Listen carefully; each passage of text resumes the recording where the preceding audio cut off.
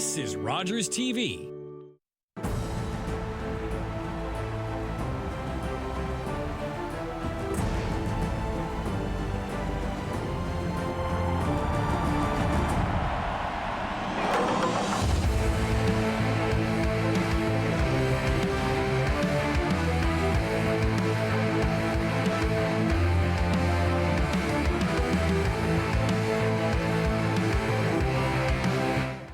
Here to the Harry Lumley Bayshore Community Center on top of what would be the J.D. MacArthur Arena for OSL Lacrosse between the league-leading Six Nations Rivermen and the Owen Sound Northstars. Spencer Byers, and alongside me, Steve McCarthy. And Steve, second last game of the year and second last home game of the season for the Senior B Northstars. It'll be the last home game of the year for your MSL club. Will be going on at 7 o'clock tonight after this one, but Owen Sound's got a tough test tonight, playing host to, again, the top-ranked Six Nations Rivermen. Yeah, they're an extremely deep team, and from goaltending right on out, so it'll be certainly a test, but Owen Sound typically plays well against Six Nations, so they'll be primed to try to take one here. As we quickly go to Fred Walsh for the national anthem.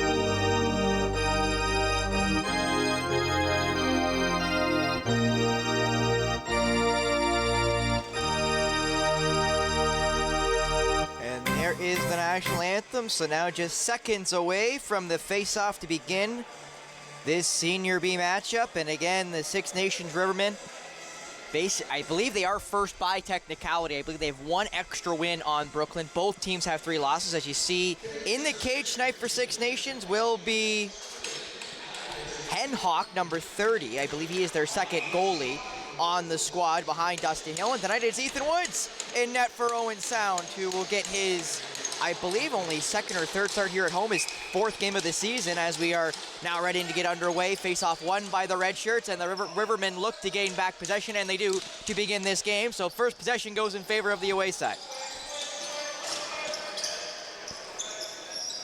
A lot of potent offensive options on this Six Nations Senior B team. Played across the top. That ball is given away, and it is retrieved by one of the many players from the Junior B team that's playing for the Senior Bs tonight. That would be Jackson Ray with the steal, and now Cascanet with possession. Jordan plays it forward, just caught that one. There was Gordy Power. Played around the back now to Brody Cascanet. Extra, I think that's Jordan Cascanet. Thought about firing it. I believe that's McNabb, who fires it down, but an illegal screen against Brody Cascanet will send the ball the other way. We'll mention, as Jake McNabb's only played 4 games this season in the OSL, injuries have really plagued him this summer season. Nice move there, just bodied the defender, but a great save by Woods cleans up the mess. Six Nations, so easily picks back up the rebound. I believe that was Sam LeClaire with the run. He's gonna take another chance at it now. Played down. Durston now back in the middle of that. I believe was a pass in the end. It's now picked up in the air by Sudan, and Tanner Sudan gets taken down and lost possession as he went. Quick possession change back in favor of the Rivermen. And again, LeClaire looks to fire that one. It goes, I believe, just wide of Ethan Woods, and it will scoot all the way down to Henhock. Elin Henhock will play it forward, and now Six Nations got about 5 seconds to get something on target. Riley Miller now passes it off, trying to get that shot away. They do, but Woods is up to task. And now up the floor come Owen Sound, and that would be Jackson Ray making the transition movement. He hands it off now, and away will come Keegan McElmoyle, who plays it across the floor, waking their way through. That shot low and just kept out. That's Nate Laycock of the Junior B Northstars getting that opportunity on target. He was definitely impressive this year for the 13-7 Junior Bs. Played across the top now by the red shirts.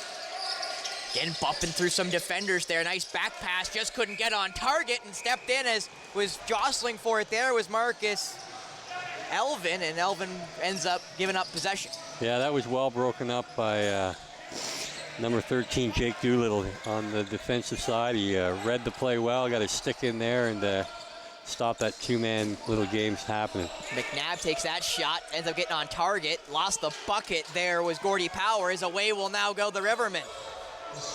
McLaughlin was the one rushing. He gives it off now. That shot saved by Ethan Woods, as stepping in was Lane Smith, and got a good chance. Wouldn't have counted regardless, but still a good opportunity that Woods steered away. Now Carter Moran, the leading point getter for the junior squad, and now with possession. Double threes, plays it off now to Brody Cascanet. Cascanet back for Moran. Moran gets it down low. I thought he missed, but a good shot there by Laycock, as he's still getting battled with there. And you gotta love the Junior Bs not being scared to take the fight to some of the men on the floor against him. Played up now by the Rivermen. Very physical on offense are the away side. Whistle's gonna go, and possession's gonna go the other way, which, again, I mentioned the physicality just, I'll say, seconds before that happened, so it's a positive, but also can lose you possession. As Jordan Cascanet fires over for Riley Thompson, and now Owen Sound will come back the other way. McElmoyle plays it off now for Jake McNabb. McNabb fires it down. That shot, Riley Thompson just got robbed by Henhock and had to go sliding and sprawling to stop the Riley Thompson shot. What a pass by Jake McNabb. Yeah, it was a great pass. That shot just wide of Ethan Woods, and will scoot halfway up the zone. Definitely running in transition are the Rivermen. They haven't been able to get anything really on target, though, in that transition game. Nice move there, in, shot, and that one stepped in as well, as Lane Smith again just couldn't get that one on target. Yeah, they got exposed there, a little two-man game, didn't pick up the switch, and Lane Smith walked right in, and Ethan Woods made a big save, but it was a crease call nonetheless. And now Sudan just got dropped. Didn't see the hit coming. You could argue blindside, as he is still on the floor, and now they'll check on him, because I think we have a pretty good replay of that one, the great Mark Perry in the control room, because I kind of saw that at the corner of my eye as he kind of, I'll say, gave up the suicide pass to Brody Cascanet, but he got flattened. Yeah, I'm sure he just had the wind knocked out of him here. His sternum broken, because, yeah, I'm not quite sure if he was admiring his pass or whether what happened here, but, yeah, as you can see, we'll probably get a look at it, but, yeah, he had passed the ball off to the wing side to Brody, and was kind of following this pass with his eyes, and big Tyson Bomberry stepped into him with a devastating hit. You see right there, he just got rid of it, and then boom, got laid out. Now that was a pretty late hit, and it certainly could have been called for a penalty. The ball was sitting in Brody Cascanet's stick 15 feet away, and nonetheless, we'll get a face-off because of the injured player. That ball gets scooted around, and I think Ray almost had a chance at it. That ball's still on the floor, scooped up and then flown into the air. Ball still loose. Nobody's getting possession. Sticks go flying up high. Everybody kind of barking at each other, as, again, everybody's sticks were near shoulder height, which is definitely not where you want them to be, even though you're trying to retrieve it. As jostling for position there in front of the net are the Rivermen. Again, very physical on offense are the red shirts. Nice move there. That's Greg Elijah Brown, who also plays with the MSL Owen Sound Northstars. And That shot on Woods, good save there as down's gonna go Owen Dale, but Dale gets possession for his team. You got big Rory Smith, a longtime NLL veteran and MSL veteran, playing up front there with his big Woody that typically isn't used to catch or pass, but nonetheless, he found himself on the offensive side of the ball. Jordan Cascanet. There. Nice pass in front. Riley Thompson, great save there by Henhock. I'm not sure if he actually got it on target. I believe he did. And that all happened because one of the defenders lost his stick and kind of got caught trying to pick it back up instead of playing his man, which was Riley Thompson, who stuck him behind. That pass skipped through the middle and is retrieved by Owen Sound, and Woods will set the screen and is able to set a pretty good one as the way will come the Northstars the other way. Stopping up now is Ethan Kerr, who will hand it off. One of the many Junior B contingency. As McNabb now fakes it to Moran. McNabb gets the double screen. Gives it off now to Moran. Moran will take a run at it. Gets forced around, only got 5 now to shoot. Might just have to fire from a mile away. Off to McNabb. McNabb will fire, and I believe just couldn't get that one on target. Yeah, again, Owen Sound's going to have to, as we've kind of preached time and time again throughout the season, find a way to get inside. And Six Nations is a veteran squad, a lot of size on their defense, and they'll give up the long shots all day long. And Millen there got the illegal screen call, so again, possession given back to Owen Sound. So the physicality on the Rivermen's offensive side has definitely costed them a little bit here early, but it also means it will wear down the Owen Sound defense as Jordan Cascanet runs in. Cascanet, great shot, but he better saved by Henhock. Yeah, he had a real good look there. He went low to high across his body and almost came back short side, but Henhock didn't quite dip his shoulder low enough for the ball to find its way past him. LeClaire now gives it back off. Back for LeClaire. That shot saved by Woods, but does end up going down.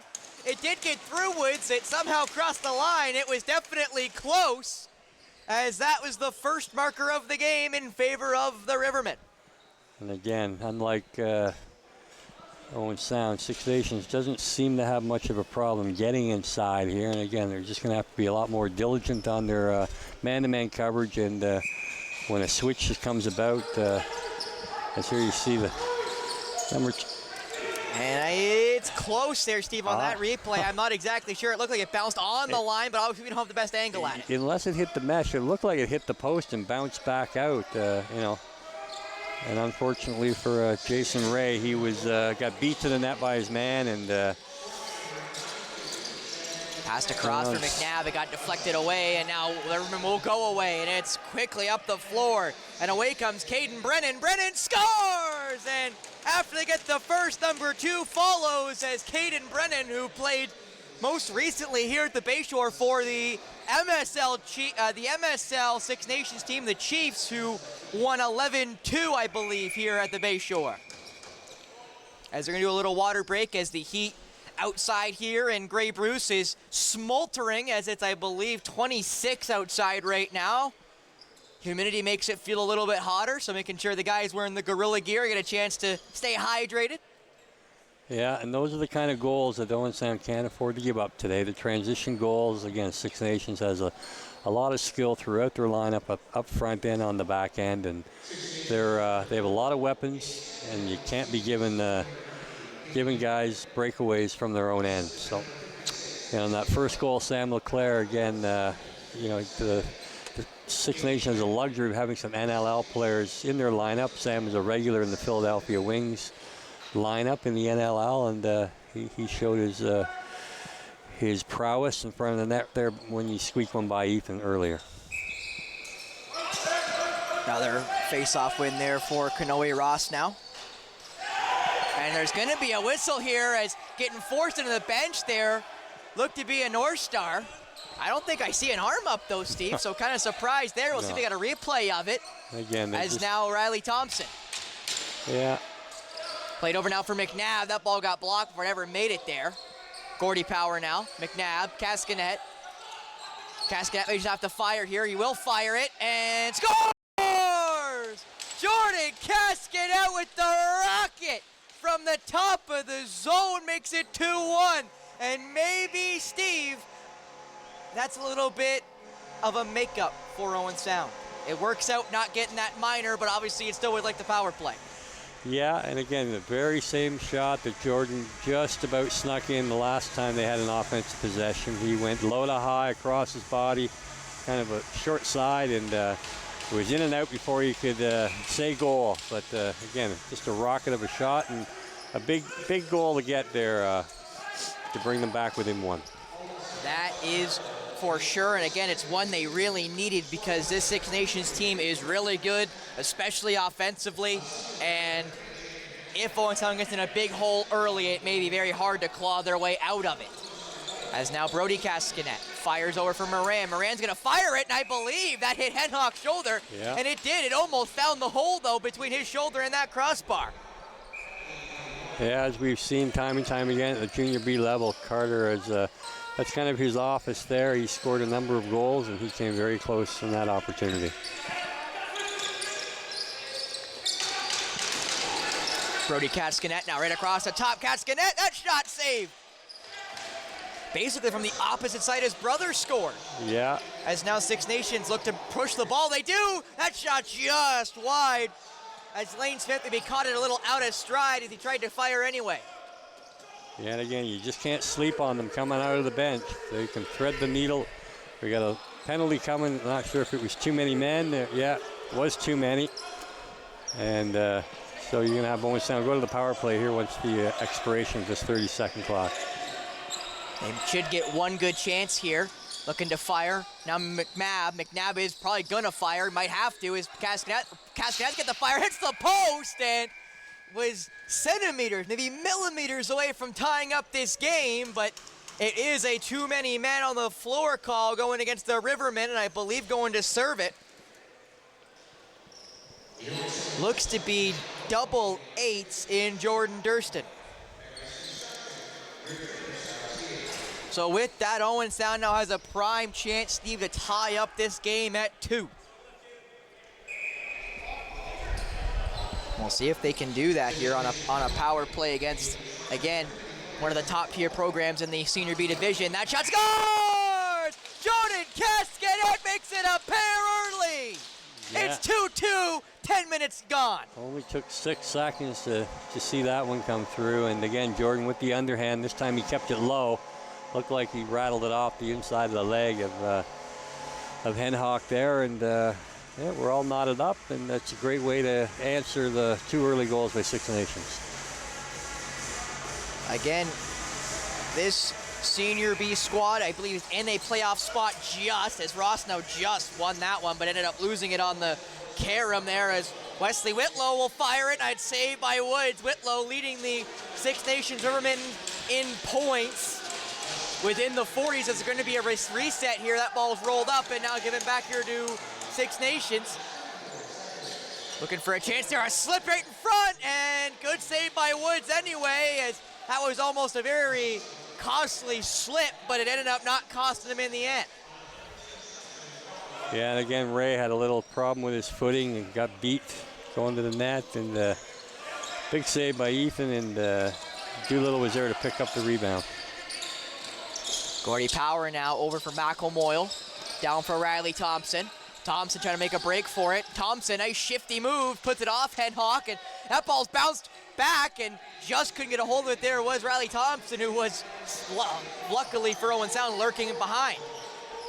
Running into the offensive zone now come the red shirts, passed across the top, nice back move, shot! Stepped in before it goes, but are they gonna call it? They're gonna say cross check, as away is gonna go a Northstar for the first time tonight, and now for the Rivermen, they'll get their power play.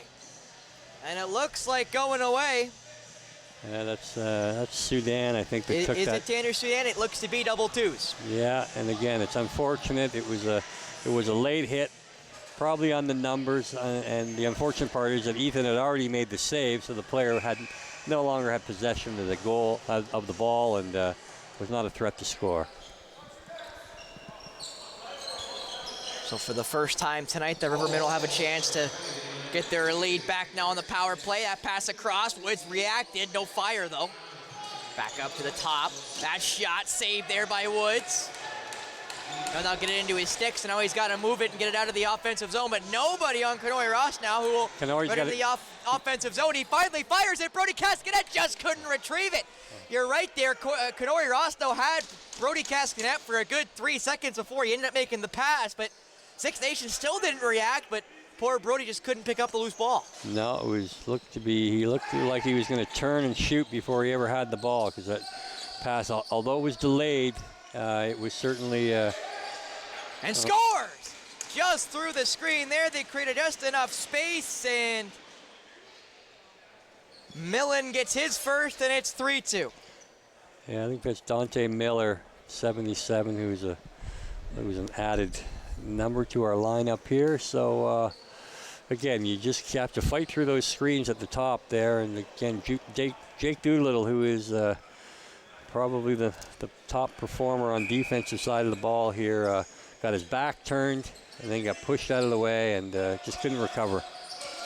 And this time the face-off is won there by Six Nations. Pass now played up the floor, and away will come the away side again.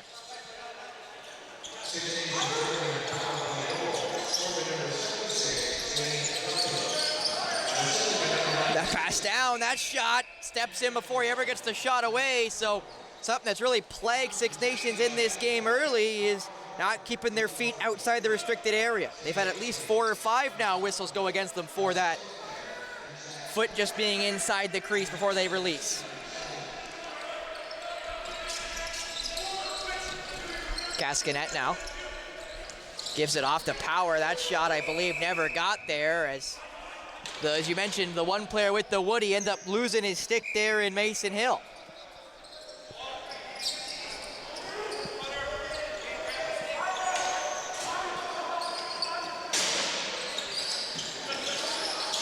Looking to get across top there was Leclerc again. Miller.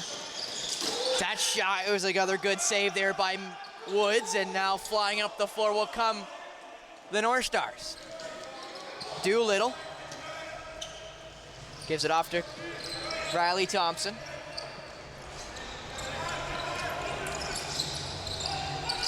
Thompson spinning, fired it there for Laycock there, yeah. It would be Laycock. Laycock will fire it just wide.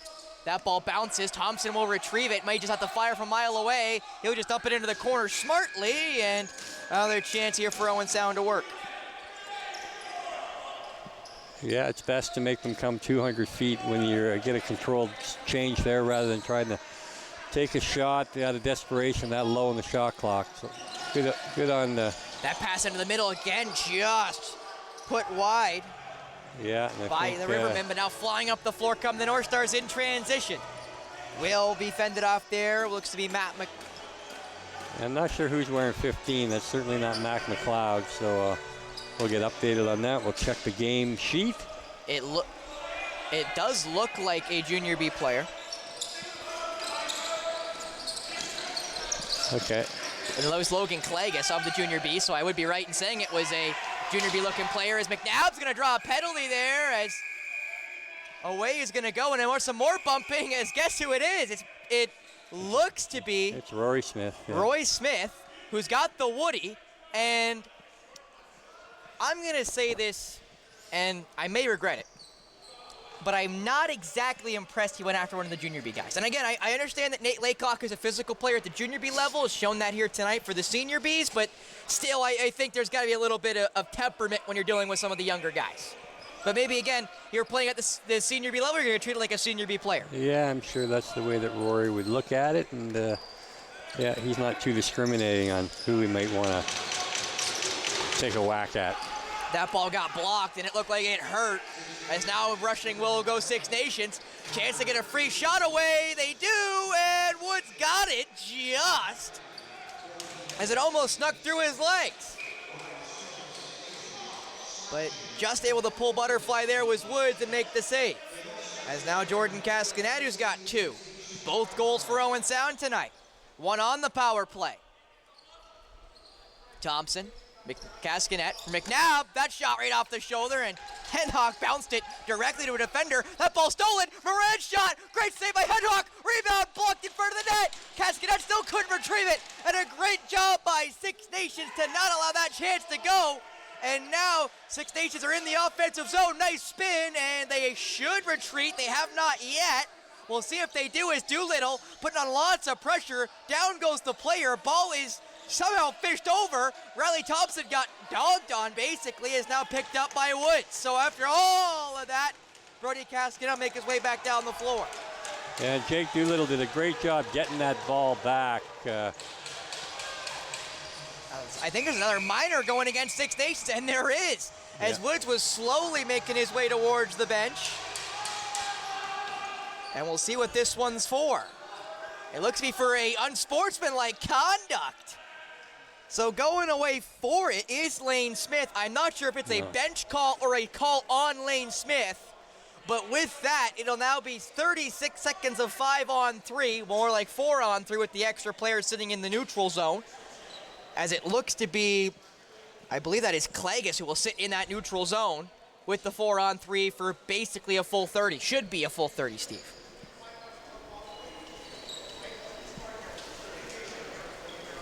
And again, Klages, one of the Junior B players who ended up going out to the Hamilton, I believe, Bengals. They are Bengals at both levels of Senior B and Junior B. Cascanet, McNabb just couldn't nab that one. Right off of his foot, but Klages able to pick up the loose ball, and Klages will hand it off. Riley Thompson, down low, Cascanet! And McNabb again couldn't retrieve it, and Klages has got to run back for it, as that will be the shot clock. Yeah, that's pretty poor execution when you're got a two-man advantage and you can't get a shot on goal or even keep possession. So, and now they're going to give it up here. And that's a great save there by Woods, as spinning behind himself there with Sam Leclerc, who's got one. Rolled, and that was a errant pass there by Owen Dale. As now again a free chance here for 30 seconds to run off the power play here for Six Nations. Yeah, that's just undisciplined turnover. And absolutely no reason to be rolling the ball there, and they're going to pay the price by giving up another 30-second clock here. And they're going to get another 30 seconds because they weren't able to stop the shot from getting to the net. It's gone out of bounds, and Six Nations may have a good chance of chewing the rest of this clock up. Definitely not what Owen Sound would have wanted here from a 5-on-3, especially down by 1. As it has been a struggle tonight, or at least late in this first period. They definitely had a decent start. Did a good job of getting back in this game, and now they're kind of behind the 8 ball again.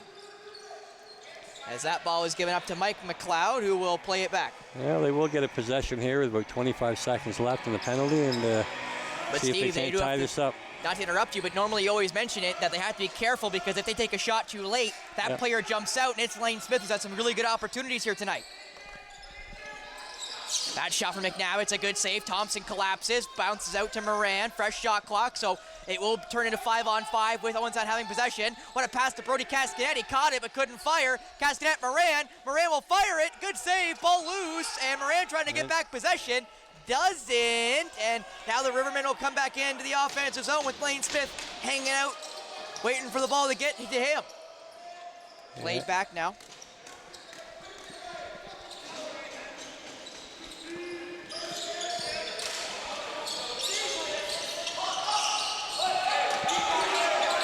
Again, that ball just getting forced around here as 5 seconds left in the shot clock to fire it. They play it back to absolutely nobody, and that will go back in favor of Owen Sound.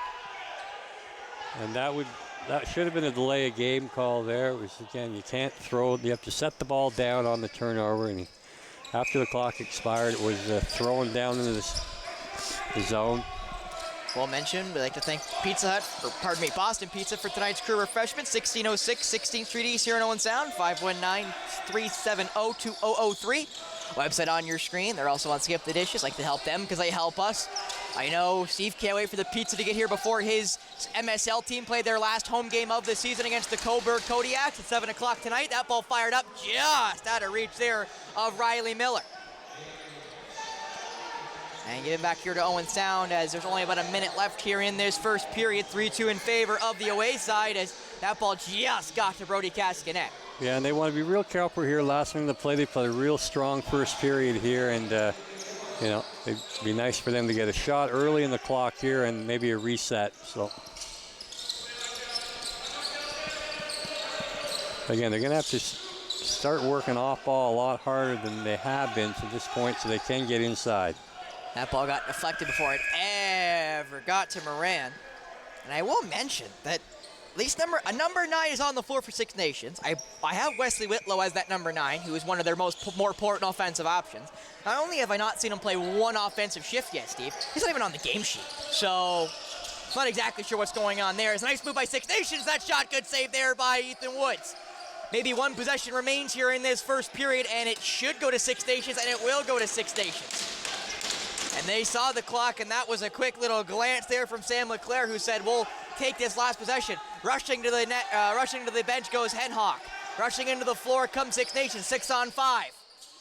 Played across the top, that shot scores! Lane Smith, just before the game clock expires with 3.5 seconds left. The Rivermen double. Owen Sound 4-2. Yeah, that's, again, just a critical goal to give up that late in the period, and it resulted in not being able to corral a loose ball. Six Nations did pick up that loose ball with about 20 seconds ago, had an opportunity to get Henhock to the bench, goes 6-on-5, and it was a blast from the outside, and it did find its way over Ethan Wood's shoulder. I'm sure he'd like to have that one back as well. But face-off now will just be tied up, and that will be the period. 4-2 after one in favor of the 13-2 Rivermen.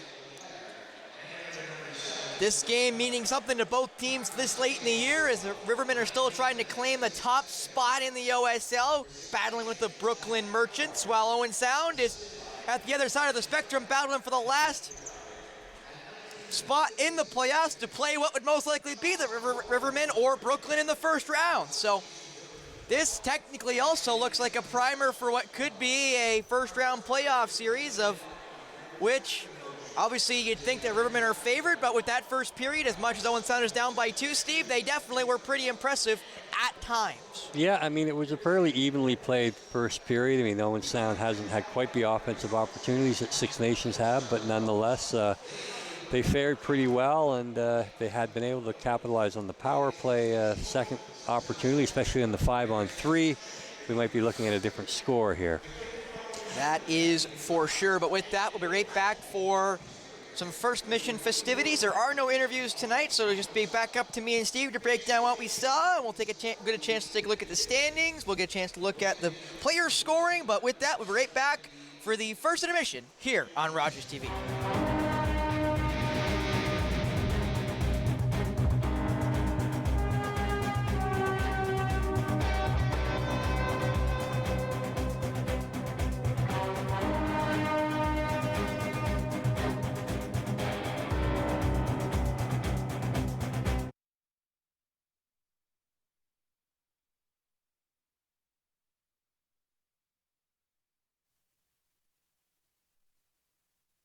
I'm Carol Merton.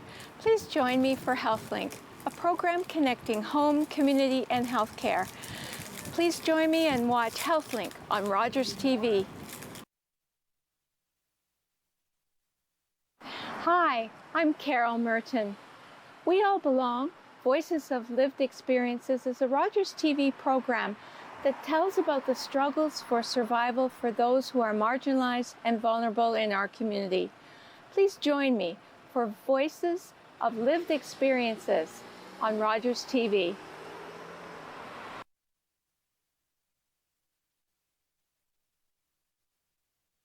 Leonard Thompson, 13 years old, diabetes mellitus, 65 pounds. Starve the child to let them live? The treatment's as cruel as the disease. It's a death sentence. Dr. Dr. Branting. This could be it. He's the first to receive this trial. But will it save him? It's not pure enough. So we try again. And again. And again.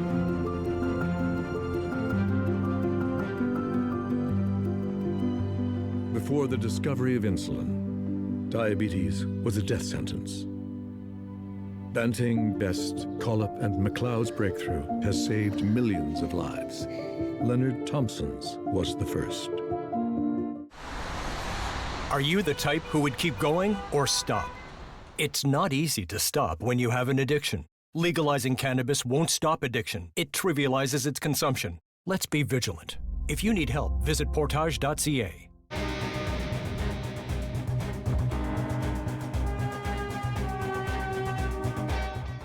Welcome everyone back here to the Harry Lumley Bayshore Community Center. Spencer Byers, and alongside me is, of course, the MSL GM, Steve McCarthy. And Steve, before we take a look at that first period, how it looked for Owen Sound, what it looks like for the rest of this 40 minutes they've got left, let's take a quick glance at the OSL standings, because again, Six Nations is, I believe, right now in top spot, just ahead of the Brooklyn Merchants, as they are. But again, that's only, and that's actually just because of, I believe, head-to-head, because they're tight on points, tight on wins.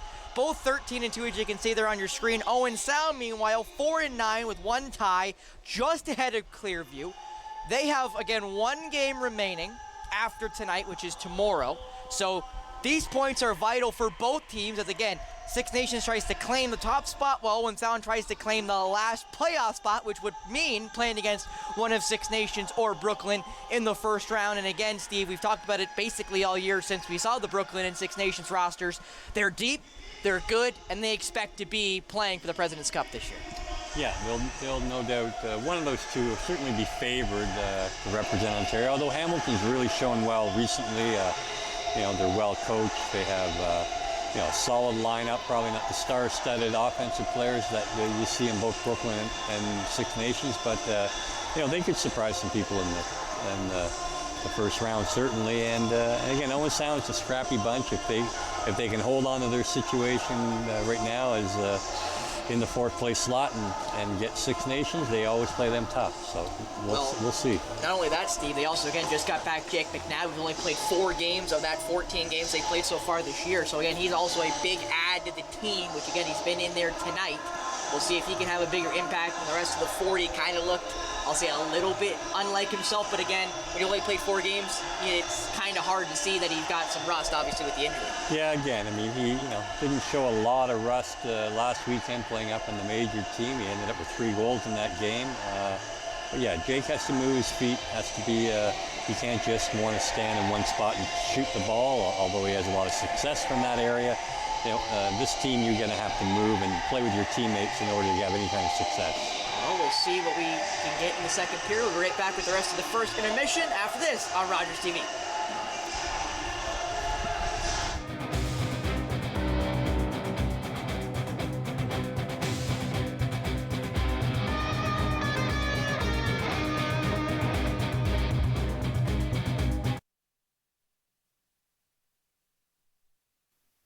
Hi, I'm Tiffany James, the host of Her Story. Join us on Rogers TV as I interview various women in our community on how they found success in their own way. It hurts every day. Each post feels like a dagger. I thought they were my friends. There's no escape. But thanks to your prayer line, you listened and you cared. I found hope in Jesus.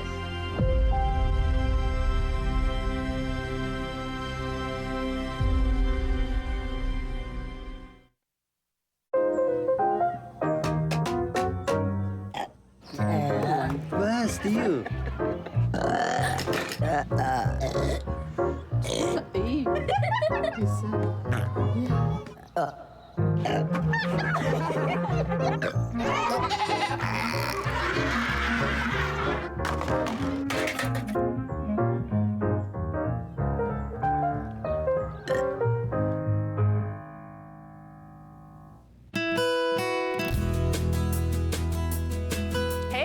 Krista McKee here of Wandering Grey Bruce.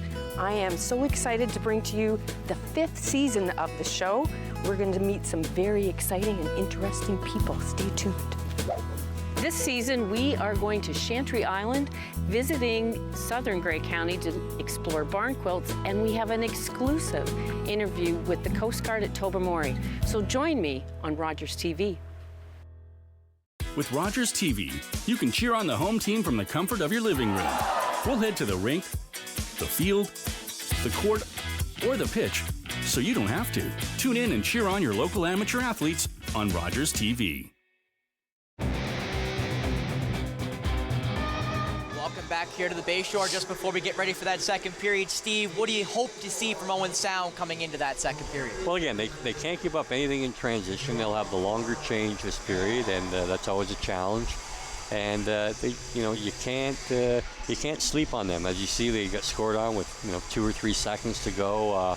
Although it was a long shot, you can't give the quality teams extra opportunities, which they had gotten because they were managed to pick up a loose ball in the last 20 seconds of the period.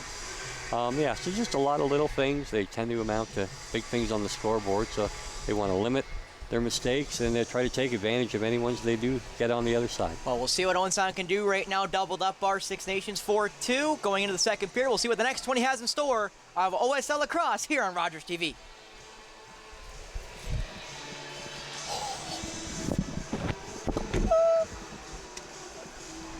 Almost perfect.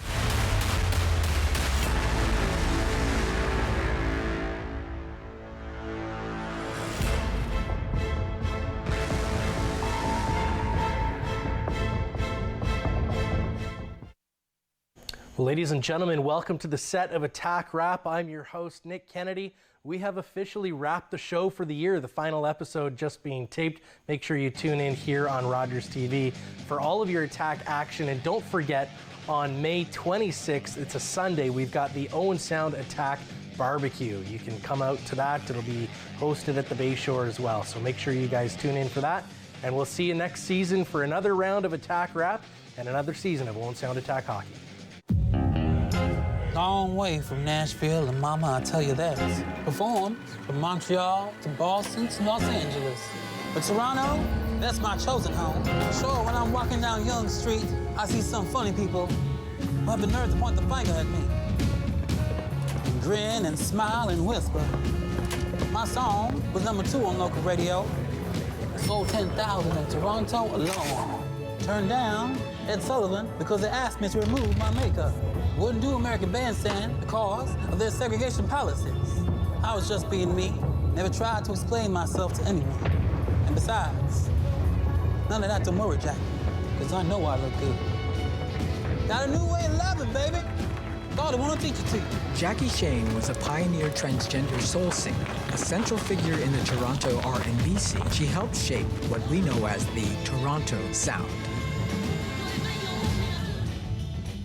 October 5th, 2014, my daughter was hit by a train.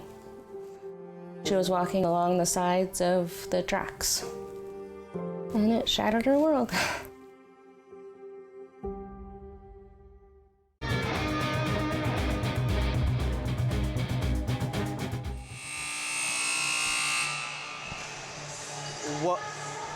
Welcome back here to the Harry Lumley Bayshore Community Center. On top of what would be the J.D. MacArthur Arena, OSL Lacrosse. Owen Sound down by 2 to the Rivermen, 4-2. Spencer Byers and alongside me, Steve McCarthy. Owen Sound needing to get themselves back a little bit closer as we continue with some roster changes. That ball rolls right into the netting there of Ethan Woods. And I will mention something. So I've been saying Elan Henhawk for Six Nations because he was the 30 on my sheet. It happens to actually be Dustin Hill, who is their main starter. So Dustin Hill is in the cage for Six Nations, his 8th game of the year. So it does make sense why Six Nations looks so good, because Dustin Hill is a very good goalkeeper and does play for the MSL squad as well. As that shot, good save there. That was power on Hill. Yeah, and recently acquired Drew Hutchison from the Ennismore James gang is backing up tonight, so he didn't make it on our initial roster sheet either, but he was traded for Lane Hershka, who typically would wear number 27, and now it's Drew Hutchison. That pass down. Gonna fire it right into the padding there of Woods. Woods couldn't trap it as that ball's now stuck in front of him. Ball rolling around now, picked back up and retreating there is Leclerc.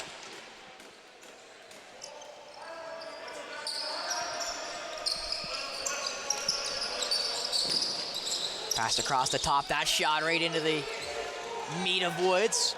Woods looks to push it. Well, think about it now, will push it. He gets it right up there to Ethan Kerr. Kerr will run it into the offensive zone for the second, and then will hand it off and gives it out to McElmoyle. Keegan McElmoyle looking to make a dash for it, passes it across, drop goes the North Star. No whistle just as of yet, as that's Jordan Cascanet slow to get up, and he's gonna go off, I think, and he will, as he is slow and brisk. Yeah, we'll see if we can get a replay of that one there, Steve, as poor Jordan Cascanet got dumped basically on top of Dustin Hill. Well, again, there's absolutely no reason there couldn't be a call there. He never had the ball. He got flattened and obviously injured on the play. And, you know, the fact that he was a blindside hit is irregardless. The fact that he never touched the ball, you know, certainly comes into question why there was no call.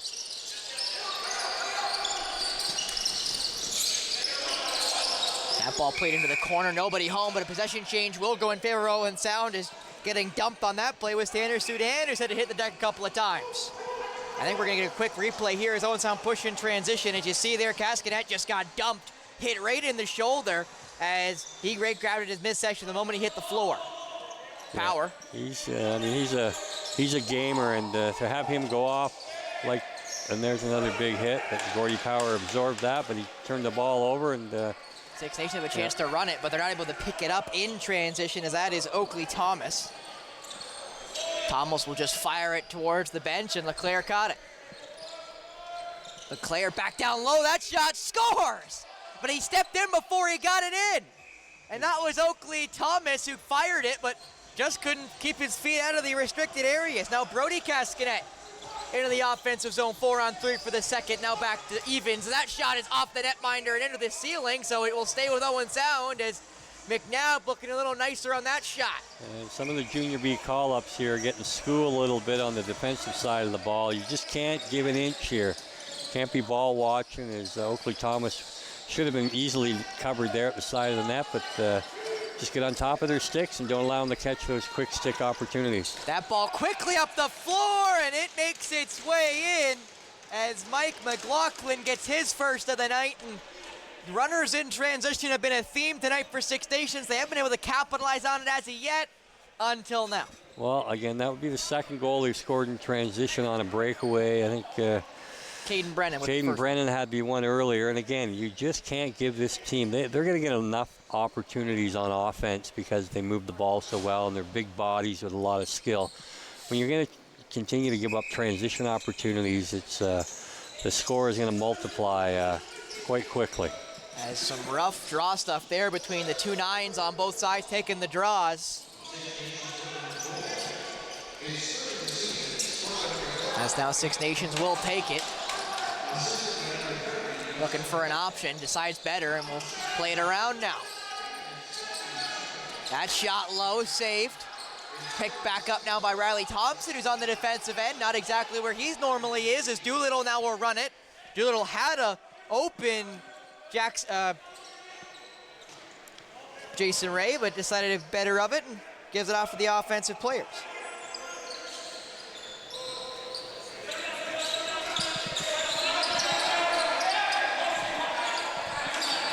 Played across the top. Now Moran will fire, it scores! Carter Moran! 5-3 is double threes, gets Owen Sound back on the board. Yeah, and again, Carter Moran, again, finding his favorite spot on the floor, and just a little swing pass from the right shot over to the lefty, Carter, and you know, as he was backpedaling, he let it go, and he was able to find the top corner. And you kind of see him there, Steve, kind of leak behind the Six Nations defense. As you saw him there backpedaling, I'll say leak because it wasn't exactly fast, but he was able to create enough space to get the shot away. And third goal of the night for the North Stars. Double threes with the goal, assisted by number 3, Jake McNabb. Yeah, so again, that's just going to going to be what's going to take, some ball movement, finding those open lanes so they can get clear shots to the goal, and hopefully they can manufacture some ways to get inside as well, and they'll have a lot more success. Durston back around. LeClaire now. That pass down, that shot right off the foot of Ethan Woods. Chopped that and saved here by LeClaire. That ball played in for LeClaire. Couldn't retrieve it until he was behind the goal line. He'll now make his way into the middle. That shot saved by Ethan Woods as a behind the back for a Six Nations player has got dumped. Another North Star went down, Owen Dale, as barking at him there as he'll go to the box, and I believe that would be... That's Zach Hairwires. That is Hairwires, who is wearing number 11 tonight, so he does have that marker. I have been saying Lane Smith, but it is Zach Hairwires.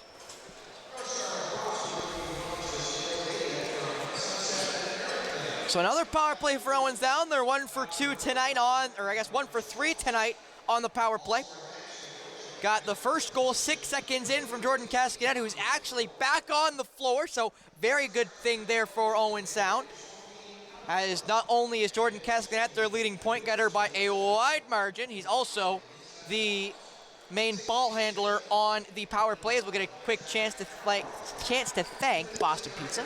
I like it a little tongue-tied. 1606 16th Street East here in Owen Sound.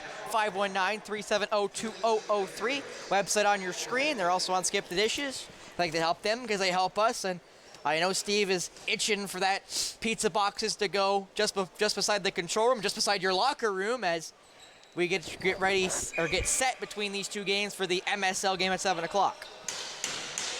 Yeah, there's an important power play here. They certainly want to come away with a marker to bring this thing back within a 1-goal game. Thompson getting fought with there, as now Cascanet for McNabb. Cascanet, Riley Thompson. Back for McNabb. McNabb's going to fire it. It's well wide. That might skip into a bench, and it will.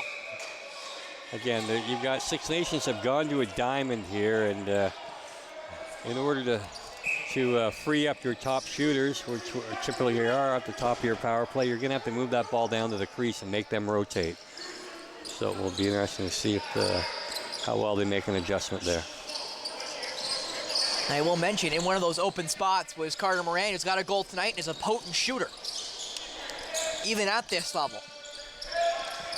Pass across top. Six Nations just happy to pass this ball around the back and basically chew up 30 seconds, which what they should do, is that ball was shot and saved by Ethan Woods. Stevenson for Klagas, who gives it off there to Brody Cascanet. Brody gives it off there to McNabb. At least thought he did. He ended up faking it. Now Thompson. McNabb. Thompson. Moran. Back for Cascanet. McNabb. Brody. Cascanet to Jordan Cascanet. Nice move. Shot it. Great save. Ball comes loose. Shot. Great save there. That shot just as the shot clock expired. Moran took a whack for the trouble. Moran. Thompson. McNabb. Cascanet. Thompson fakes it. Thompson fires. That ball is saved and should stay with Owen Sound. And that was off the goalie. It's got to be off the goalie, right? Referees kind of are looking at each other. Neither one of them, though. They're going to say it's Owen Sound, which it should be. Yeah, I think. And now they will give Owen Sound back the possession. This will basically end the power play, though, with only 10 seconds left on it. Cascanet. Thompson. Fires it for McNabb. McNabb will fire. That's off the pad. Bouncing the other way, which is good because that penalty will just now elapse. So back to 5-on-5 we go as Cascanet will come off. That ball misses Moran, but he's able to re-pick it back up. Gordy Powers, the fresh legs instead of Cascanet. Brody Cascanet trying to get it back to Moran. It got blocked before it ever got there, and now away will go Hairwires. Hairwires takes his bump, will fire it basically with one hand, and that ball goes wide and will bounce, maybe into the bench. No, it will not, but just couldn't catch it on the bounce was Sudan. Does pick it up in the end, though, and give it off to Brody Cascanet. So the power play doesn't end up working out for Owen Sound, but some good chances. McNabb draws a penalty. Other side now. Jordan Cascanet shot. Great save there as that ball does bounce in, but the whistle had already gone. And again, Rory Smith is going to take one here. Not quite sure it happened off ball there, and high stick. Yeah, I think he caught McNabb up high, and I think he just gave him an extra 2. Yeah. Yeah, they're sitting somebody from the bench. I think they gave him a 10. So I think they've called for a player to serve his minor. So. And away for that, it's going to go Dante Miller. Yeah, Danton Miller will serve that one. And Rory Smith will pretty much expire most of this period now in the penalty box. Which is one of their main defenders, and again, as you mentioned, with the Woody, so not necessarily a stylistic choice, more of a intimidation choice. Yeah, Play down now for Moran. Moran, what a pass! Just couldn't fire that one as he twirled. There was Brody Cascanet. Fired up now, should get there is the runner, and that is Caden Brennan, who's got one tonight. Brennan will think better and retreat. Does the over and back rule now in effect, so Six Nations has to keep it in the offensive zone now as that ball was fired through the fresh legs off the bench. That ball can be fired from a mile away, and I believe goes wide, so that will go over, and that should be an over and back, and it is.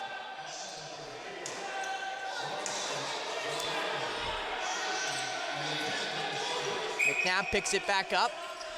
Down for Cascanet, almost missed it, does get it back off the carom. Jordan Cascanet will fire it low. Missed, but now picked up by Riley Thompson. Thompson for McNabb. McNabb shot. That's a great save. Ball still loose. Batted around. McNabb picks it back up. Passed across Moran. Thompson back for McNabb. McNabb will fire it off the crossbar. Had a spot too. Just couldn't get it there. Yeah. Moran now. Real nice ball movement there by Owen Sound. Just to see if they get rewarded if they keep it up. Cascanet shot. That ball was blocked. I think it went off a helmet from what it sounded like as it's played back now by Riley Miller. Miller will take a run at Riley Thompson. Lost it before he ever got there. Punched it, and that should be, and it will be, a possession back in favor of Owen Sound. I believe because he touched it right after he hit it with, I would assume, his glove. That's what it looked like to me. And again, Riley Thompson with just great hands there, getting his stick in there and making the ball pop out and creating that turnover. Riley Thompson now back on the offensive end for McNabb. McNabb will fire. That's a good save. Ball bounced right to the Rivermen. Thompson, though, blocks the carom, and now it's a 5-on-2 because of those late runners here for Six Nations. Brendan Cascanet, Jordan Cascanet, scores! Oh, he stepped in, just couldn't get that one. It was Cascanet, would have been his third of the night. Hopefully Mark Perry's got a good look at that one because he probably did step in from where his angle, but I want to see if he stepped before he shot. As now it's back to 5-on-5. Trying to make their breakthrough now. Six Nations, nice pass back. That shot, better save from Woods. And again, the mystery player number 9 taking that shot. He's not listed on the game sheet or our sheet. Yeah. At least it's listed on my sheet, but you'd think it'd be their leading point getter, but he's playing basically defense and scores! But stepped in before he shot it. So Jordan Durston lost that goal. So I believe that's at least the second or third goal now taken by stepping in the crease. As now making the run in, Gordy Power, that shot right into the net there of Dustin Hill. Fired up the floor now, end-to-end stuff. Caden Brennan now, back in front, LeClaire! No doubt about that one. And LeClaire will make it 6-3. Yeah, unfortunate. Owen Sound had a number of great opportunities there, but again, the third transition goal, which is the difference here in this game today, for with a 6-3 score now, halfway through. And again, LeClaire coming off the bench, just a clear path to the net. And again, veteran guy, and just one fake, comes across and goes underneath Ethan Woods' glove. So, well-positioned shot. Not much Ethan could do other than maybe trying to get a leg on it, but I'm certain that he tried.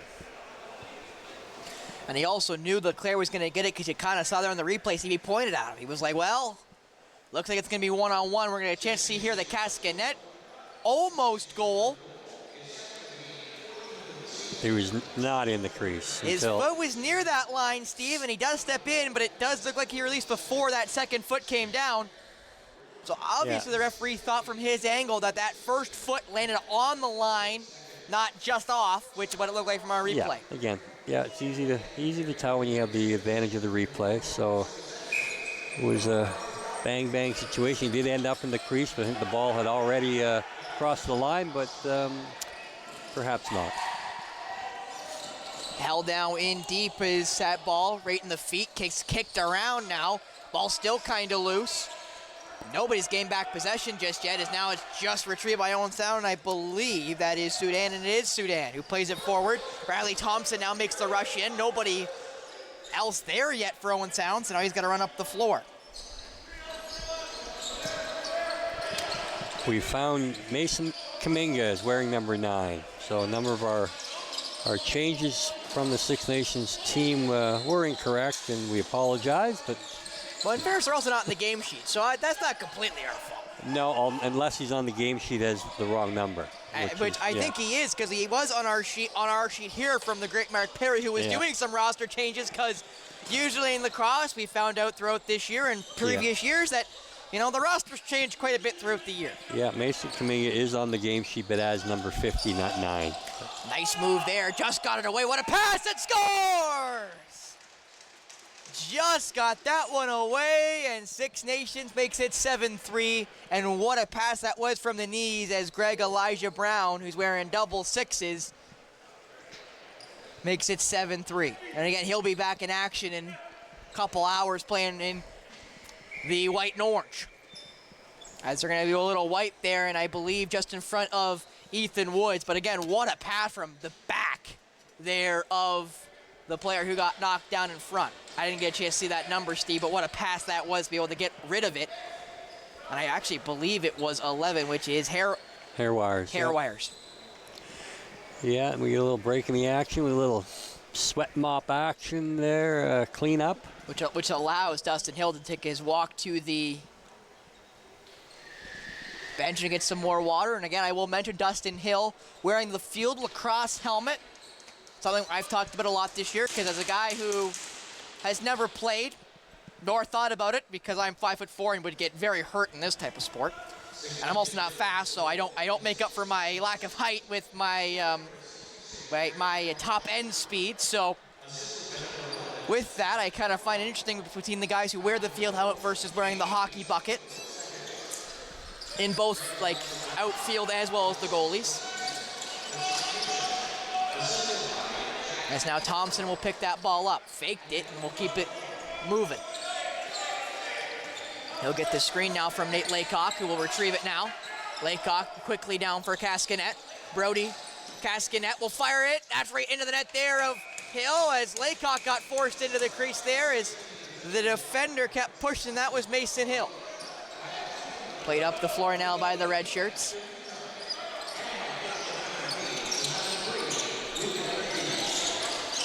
Played around now by the away side. Most recent goal scorer, that shot right into the chest of Ethan Woods, and easily made the save there. Is down's gonna go. One of the Northstars, that's Ethan Kerr, one of the junior B call-ups, as away for 2 or less goes. That looks to be for Six Nations number 97, Jordan Goddard. And we'll see what he got. We'll get a chance to see on the replay, because I didn't see this off ball. I was looking for the stretch pass here, as you'll see it right there. Caught Ethan Kerr up high with his basically a punch, if you will. And how that's only 2 minutes again is it was an obvious attempt to injure, and you know, again, the referees have the discretion, and that wasn't just a little slip.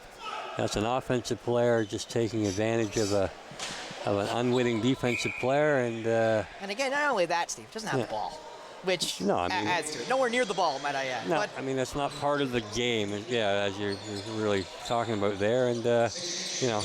What a pass! Scores! Carter Moran! Almost perfection by the Northstars on the power play. His second of the night for double threes, as that was tic-tac-toe stuff by the home side. Yeah, again, exceptional ball movement, and you gotta, just hope that they can continue that any other opportunity they get when they're in the offensive zone, because that's what you're gonna need to do, whether it's on the power play or 5-on-5 or what have you. Again, just really crisp passing, and you get Dustin Hill having to look from one side to the other, move his feet, and the net opens up, and Carter Moran did a great job depositing on a one-timer. And you mentioned it, Steve, that they switched to the diamond in Six Nations, and that was how they scored that goal. Now Riley Thompson picks it up off the face-off. Thompson Back for Moran, back for Thompson.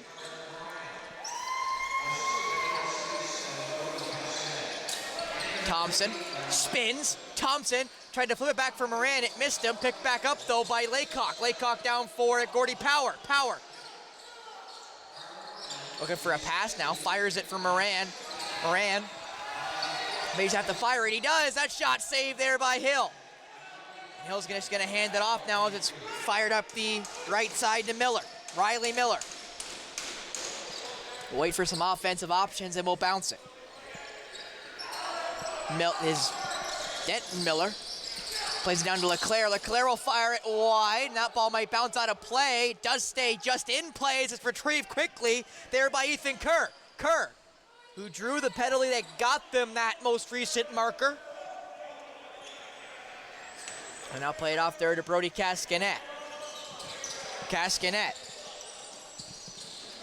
plays it for Moran now. All the way down for Jordan Cascanet. Brody lost his stick. Jordan will have to fire it. It's blocked. That ball's bounced out, though, but the other way. And away should go Six Nations, and they will. Hairwires fires that ball wide off the roof, and that should be back to Owen Sound possession, and it is. Yeah, that was Mason Kaminga there in transition. And pardon me, it was Mason Kaminga. That's now Brody Cascanet. Will make his way back in. Fires it for Jordan Cascanet. Jordan back for now McNabb. McNabb trying to get it down low for Thompson. Just missed him. Moran's able to pick up the loose ball. Moran looking for an option. Will fire from an odd angle just to get the shot away with the shot clock winding down. Easy save in the end for Dustin Hill. As played up to Mason Hill, who will run it into the offensive zone. Hill played into the middle now. Fired it just, not sure how he released that one, but ended up not getting anywhere near. It's played off now for, that looks to be Keegan McElmoyle.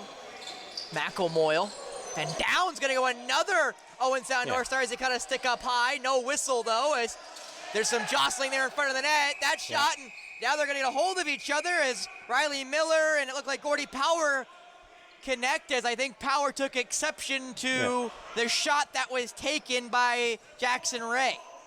Yeah, and I'm not exactly sure what Gordy Power is. I mean, he did intervene, but he wasn't the one with the hand in the face mask. So there's a high stick off ball there. Yeah, I'm not quite sure what Gordy did to deserve 2 minutes. But nonetheless, Marcus Eldon will get 2, as will stay 5-on-5, I would say. No, we're going to go 4-on-4 with the offsetting minors, 2, Miller and Power. So lots of room now for the Rivermen transition or the Owen Sound offense.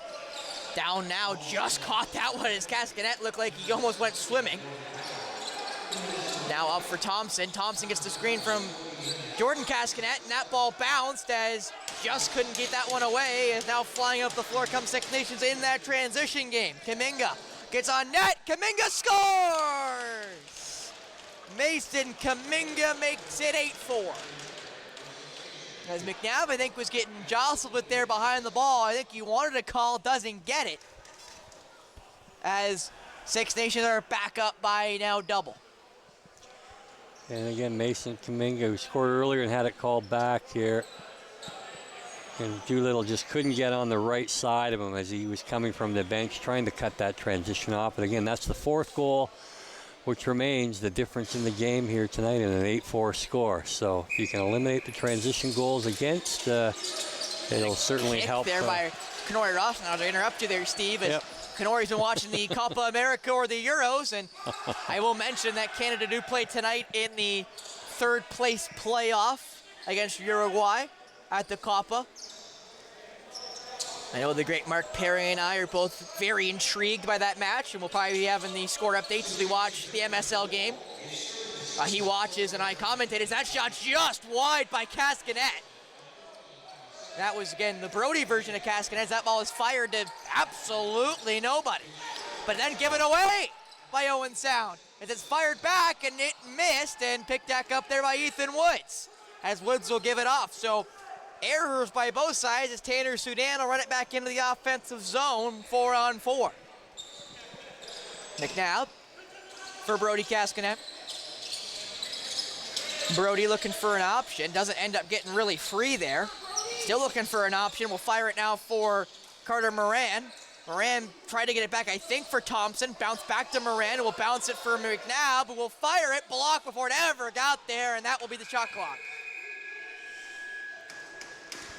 Yeah, very well defended that time by Six Nations. The Rivermen just shot anything kind of big, trying to get inside, brush the picks off, and were able to stand their ground.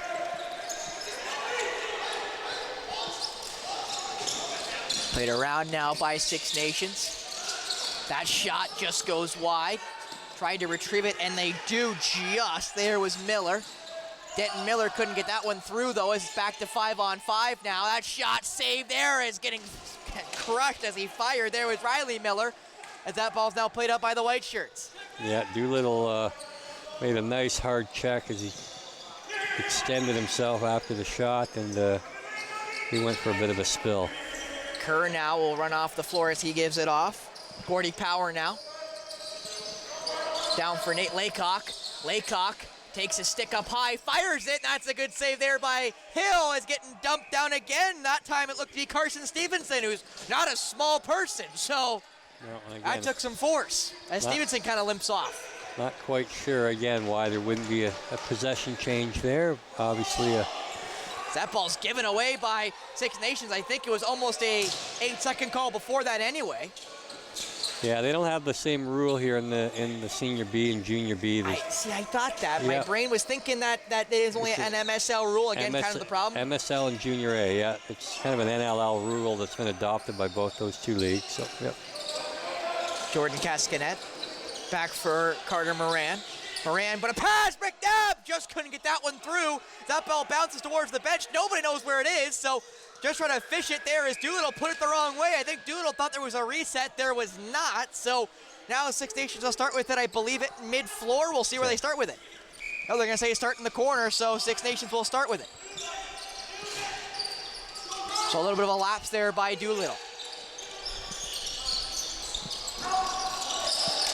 Ross Hill now. Plays it for Durston. Durston running around there as that shot I thought was going to be fired. Now it will be, and it's saved by Woods. And again, we'll get forced down with a Northstar as Woods puts it into the scoreboard, which will mean possession will stay with Six Nations. Yeah. Again, Ethan knows this building well, and it comes back to haunt them as they score right off the possession. Yeah, looking for the long, fast break, but in this building with the low clock, you've got to go up and down the sides. You can't try to go to the middle of the arena, and unfortunately, Ethan's long bomb caught the clock, and Six Nations scored within seconds of the whistle. Caught the netting around the scoreboard as the. And again, it was just you can't take any time off there, and Sudan. Was too slow to pick up Sam LeClaire coming off the bench, and he is a sniper. And but away quickly the other way off the face-off. That shot, great save by Dustin Hill as Jackson Ray just couldn't get that one through the veteran netminder. Ray now just trying to find a way to scoop it around Durston. Durston was just kind of waiting for Ray to stop pestering him. Played across the back. Now that ball bounced away as picked back up by Ray. Ray. I don't know what. There's going to be a whistle here as they're trying to get in the front, the offensive end. I think was what the Owen Sound was trying to do here as they finally get that timeout. Yeah, they got the timeout. I'm not sure why they weren't sending someone off the bench. They had Jordan Durston retreating on D, who had no interest in doing so, and another bigger lumbering offensive player, and they certainly would have had a crack off the bench.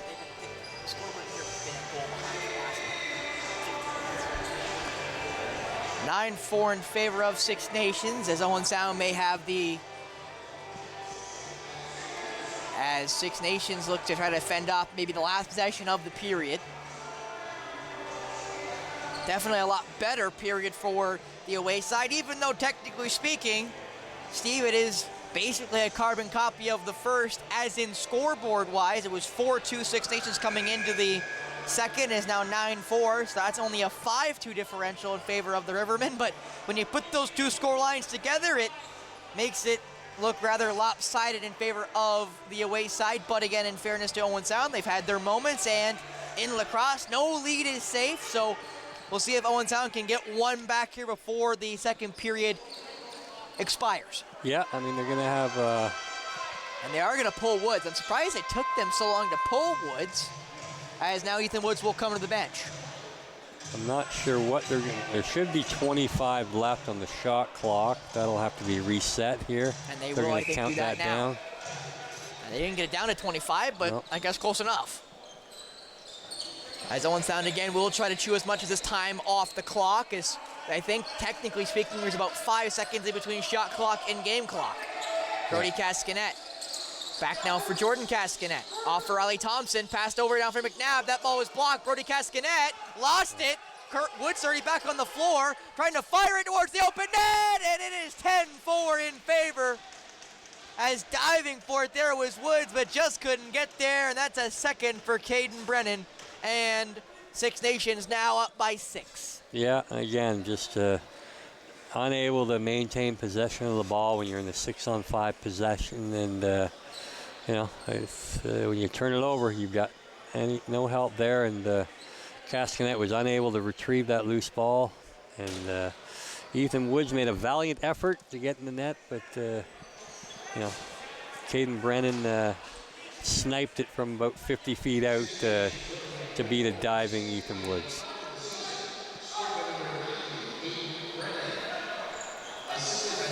As this face-off with 7 seconds left will bounce right in front of the penalty box. Bodies go flying.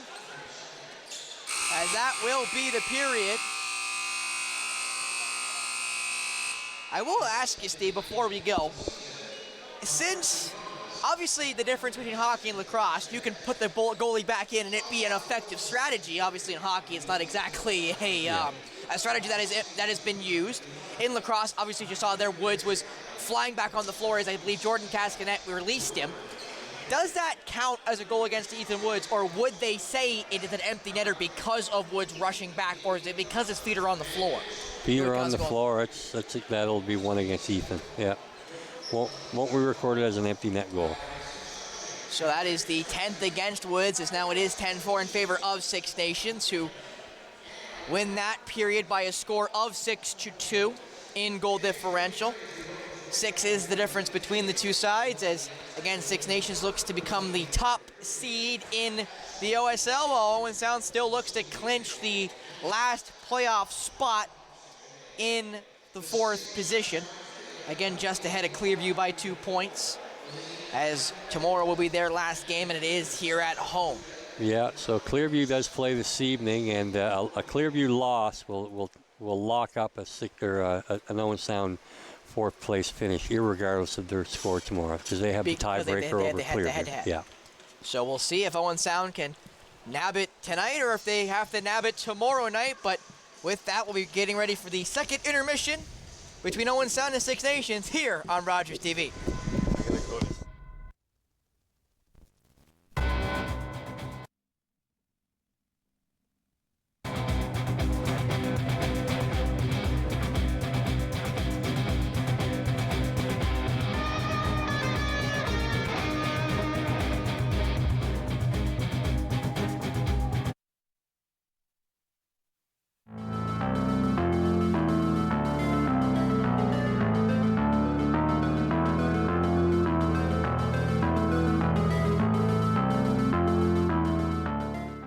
When I was diagnosed with Guillain-Barré syndrome, I was deteriorating in front of everybody. All my life I lived with sickle cell. I went through a tragic crisis that put me in a coma for 3 weeks. While I was in there, I received a lot of blood to put me in a healthier state. I was given the plasma then through IVIG. Even though that happened so long ago, it still has a massive impact on me today. Thanks to donors, I can live another life. Because of you, I will be seeing my grandchild.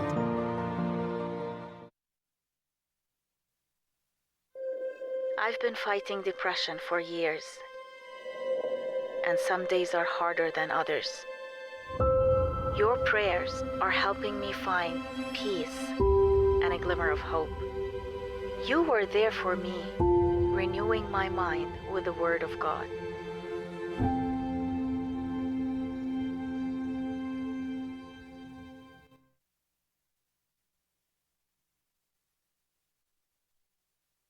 Baking for Change is coming this fall, and I'm your host, Wendy Pauls.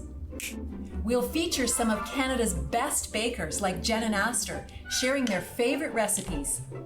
And you can bake along with us at home, while supporting refugee youth like Crystal.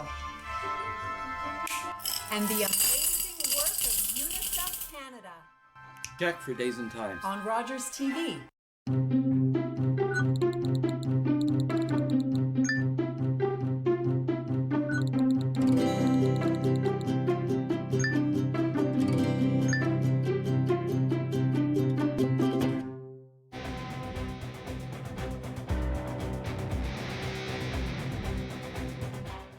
Back here to the Harry Lumley Bayshore Community Center. 10-4 in favor of the Six Nations Rivermen over the Owen Sound Northstars. Here in the second intermission, let's take a quick little look at the OSL leading point getters. It's littered with Rivermen, as I believe the top 4 scorers right now are with Six Nations.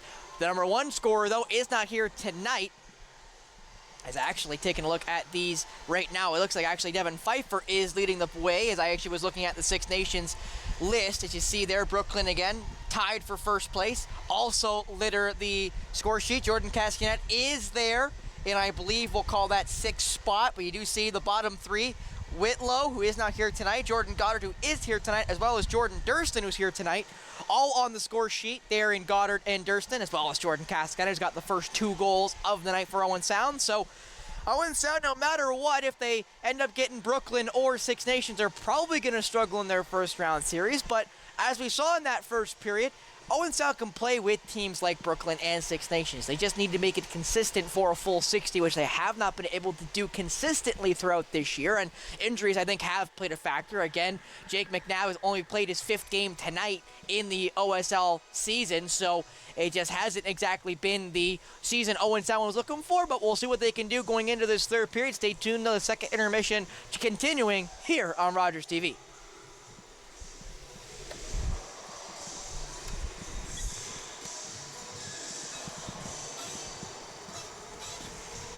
Hi, I'm Sarah Carmichael. Thank you so much for joining us this season on Grey County Life. Thank you to all of our amazing guests for being a part of our program. We are going to be taking the summer off, and we'll see you in September.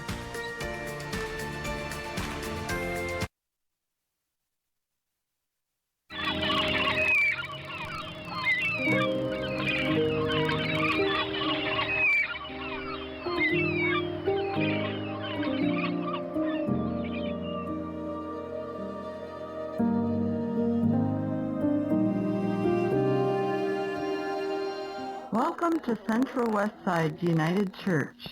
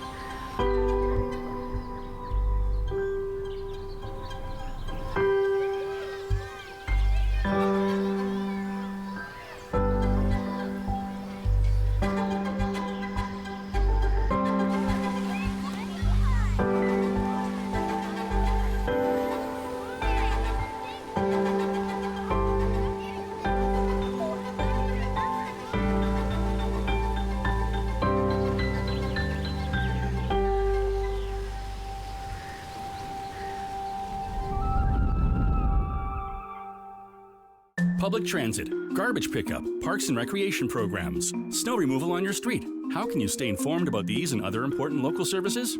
Tune to City Council coverage on Rogers TV. See your community leaders at work on Rogers TV City Council coverage.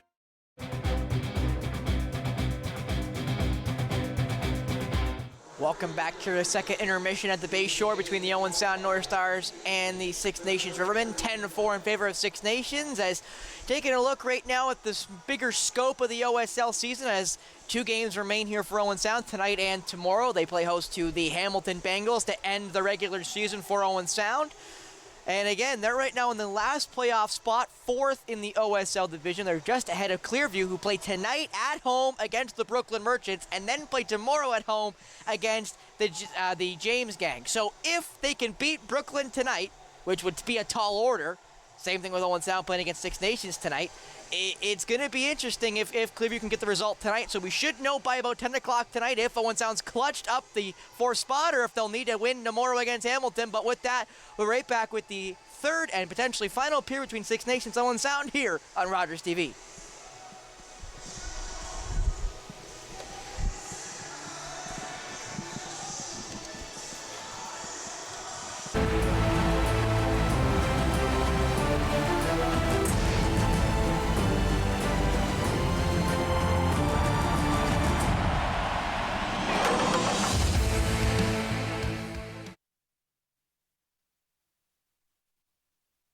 Hello, Grey County. I'm your warden, Brian Milne. Want to be the first to know about news, services, and decisions in your community? Watch Grey County Council meetings live from the comfort of your living room, right here on Rogers TV, Grey County.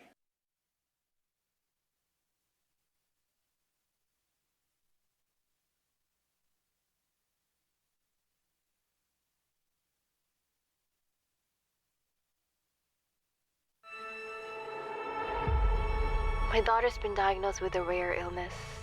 Every night, I lie awake, worried and scared.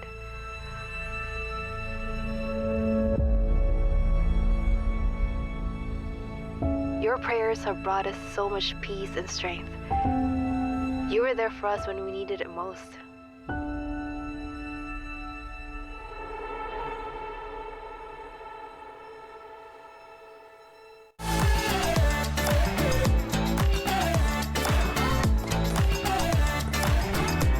Clubs, leagues, and courts in every province and territory across Canada, squash is the sport for wall-to-wall fun, fitness, and friendship. From coast to coast to coast. Learn to play and you'll want to do it every day. Squash. Play inside the box. You're watching an interesting local show on Rogers TV and you want to know more. That's when you head to rogerstv.com. Our website provides more information about our programs, our hosts, our schedule, and about how you too can get involved with Rogers TV. Visit us online at rogerstv.com. Welcome back here to the Bayshore. Third and potentially final period between Six Nations and Owen Sound is now underway. Possession picked back up by Six Nations as they almost give that one away, but now they will make their way through the neutral zone. A chance again in transition for the Rivermen. Aren't able to get that first chance off, so now they'll make their change.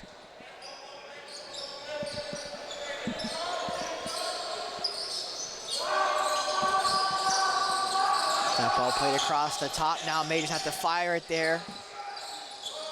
His hair wires.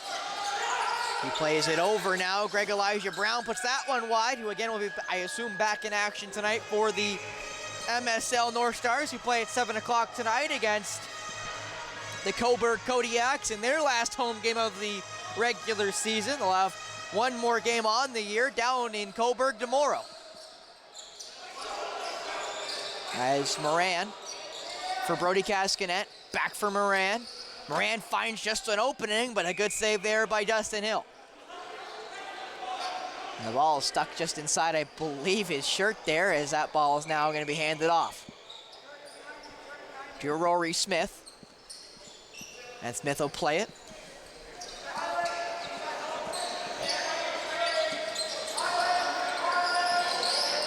LeClaire played all the way down.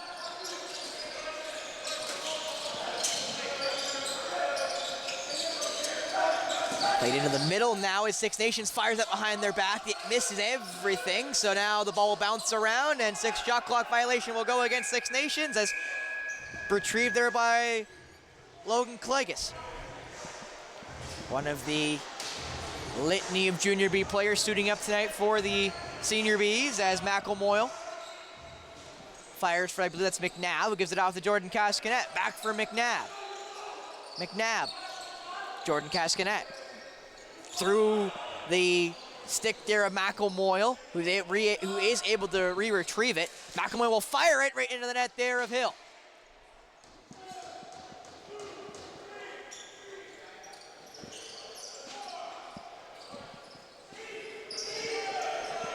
Elijah Brown now again flying up the floor.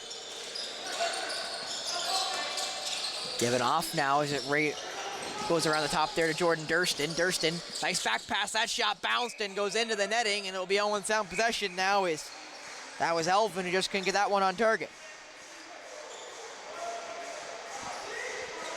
And actually, I'll fix myself there as that's Zane Delpy.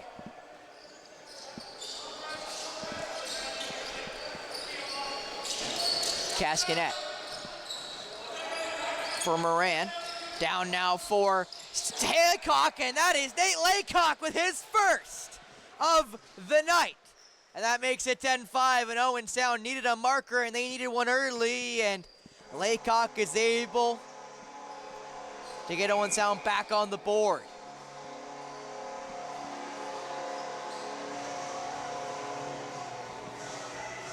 And you see there, Laycock just kind of finds himself some space. Nice move there and is able to just beat the shoulder there of Dustin Hill. His second goal of the OSL season. He's played in 2 games previous.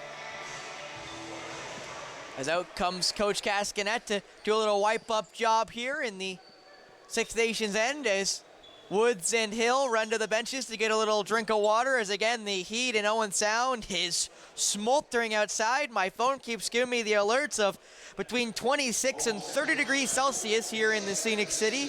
Humidity making it a little bit worse, so I know those guys in the gorilla gear are definitely sweating it out down there at floor level. Fighting for it there in the face-off circle as that ball is won back there by Tyson Bomberry right in front of the Six Nations end as they'll now retreat. Ball is lost though as Riley Thompson fights for it. Thompson has a wide open pass. They're gonna get it away. He does. Open shot. Great save by Hill. Just couldn't get that through as Owen Dale.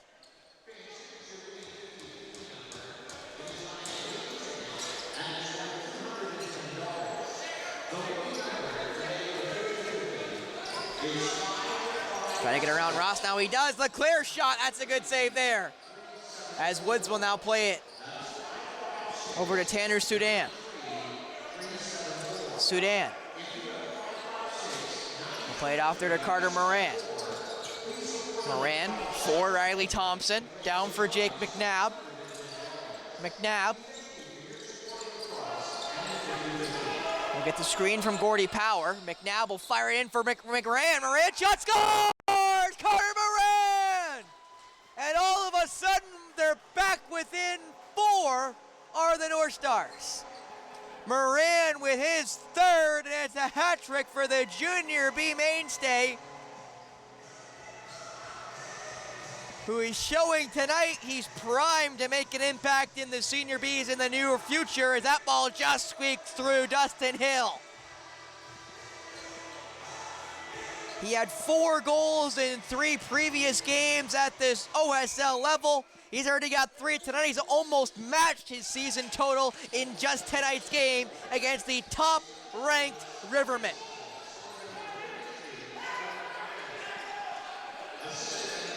As the Rivermen will make their way back in, trying to stop the bleeding. As a nice move there. Played back now. As Elijah Brown, there's going to be a penalty here, and there's going to be some more shoving there, as I actually couldn't see I know who lost the exact hair wires going to the box again, but I couldn't tell whose helmet he ripped off, and I still haven't really been able to tell yet. It looks to be Owen Dale who got his bucket ripped off, as you'll see here at the bottom of your screen. Dale gives him an extra whack here into the boards, which you could argue is a call, but then definitely a call as hair wires, rips off his helmet. So it's a 5-minute major going against the Rivermen, I assume for face masking. So 2 chances here for the Stars, as if they score a goal on the 5-minute major, they'll get a chance to score another goal. So a 2-goal release for, or hair wires will have to stay for the full 5, but if they score 2 goals on this 5-minute power play, the power play will cease to exist. So Owen Sound a chance here to bring themselves back within 2. And they have 2 power play goals tonight. Cascanet's got 1 of them. McNabb, bound low for Moran, just couldn't get that one caught, as that is now retrieved by Dustin Hill. Hill off for Tyson Bomberry, who will just fire it down. That will bounce out of play. Off the bottom of the boards, and it will scoot high and out. It was coming towards me, and I almost ducked. Cascanet, now for Thompson. Cascanet for McNabb. Jordan Cascanet will fire it, deflected, and Moran couldn't catch it. And again, it will just be floated. Caden Brennan will be able to run onto it. Brennan's already got 2 tonight. Brennan, great save there from Woods. And now he's gonna run back on defense.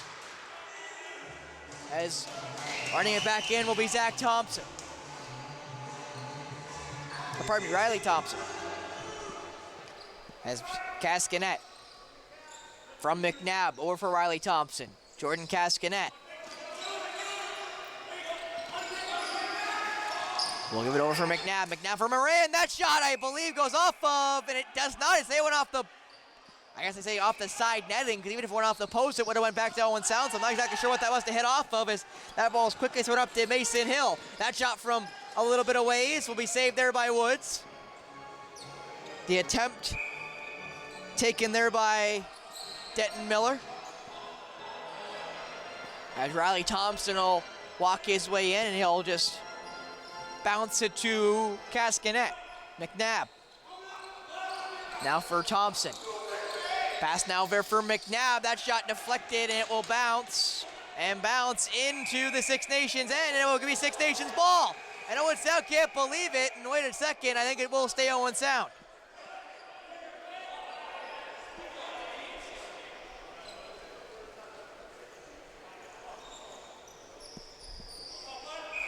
Thompson now with possession. Now for Moran. Thompson. Cascanet. McNabb for Thompson. Back for McNabb. That ball's blocked again. Cascanet retrieves it though. Back for McNabb. Fires again. That's a save there from Hill, but lost it. McNabb picks it back up. McNabb scores!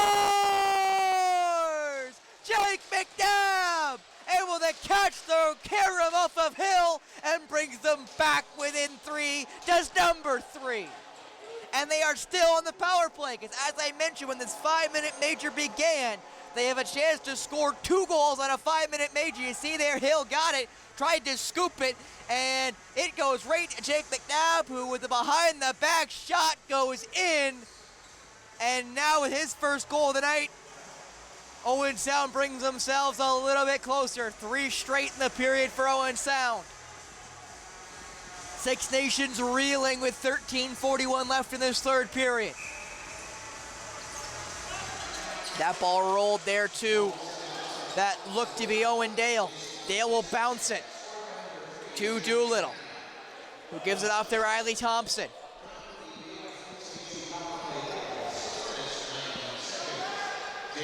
That will be the 3rd power play marker for Owen Sound.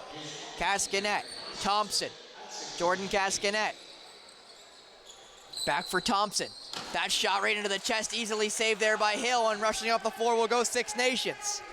Oakley Thomas will play it forward, wide open. Sinclair scores, and pardon me, that's Leclerc with the 4th of the game, and that's now 11-7, and again, the transition game killing Owen Sound tonight, as Six Nations has been running all night long, and it looks like that will continue here in this 3rd period.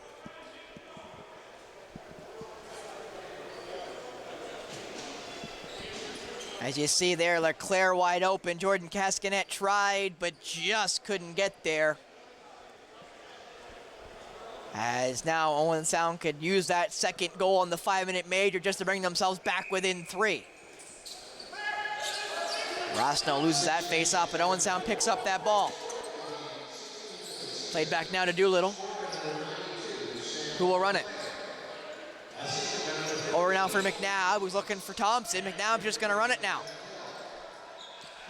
McNabb's looking for an option. Will now finally give it off as that's Jordan Cascanet.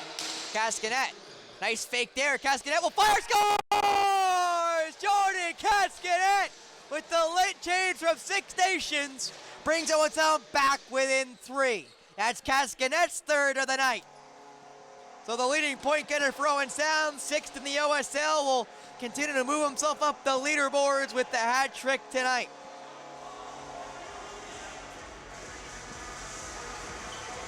And what a shot there to beat Dustin Hill. As a buzzer there from the scoreboard down low here. We'll see what that is about, well, I guess, as Owen Sound is, again, still within striking distance. I mentioned it going into the break with Steve, that no lead is safe in Lacrosse. Even a 6-goal lead, it's been now trimmed in half to just 3. And I will mention, if you haven't heard Steve in a while, which you haven't, he's gone to, I believe, Staples to grab the lineup for the MSL game again at 7 o'clock tonight, which will be live here on Rogers TV. Means they will bring that to you as Coburg make their way here to Owen Sound for the first time. And the only time, I should add, as the MSL home schedule ends tonight, while the Senior B home schedule and season ends tomorrow against Hamilton. Six Nations now, trying to get that shot away, just misses Elijah Brown. Elijah Brown trying to play that one in front, it bounces wide, and it will be a shot clock violation against Six Nations.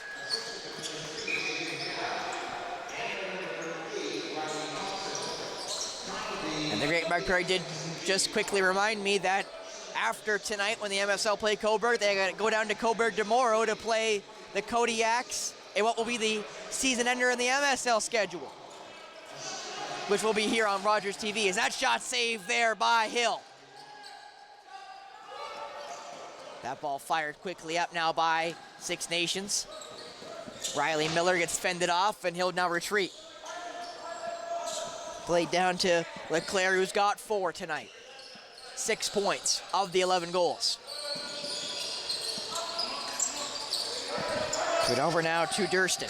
Durston will fire from a mile away. Good save there by Woods. Just couldn't pick it up there was Clegis, as that shot clock was going down as Woods was able to pick it back up with about 5 left on it. It's now Doolittle up the floor to Tanner Sudan, who will play it for Thompson.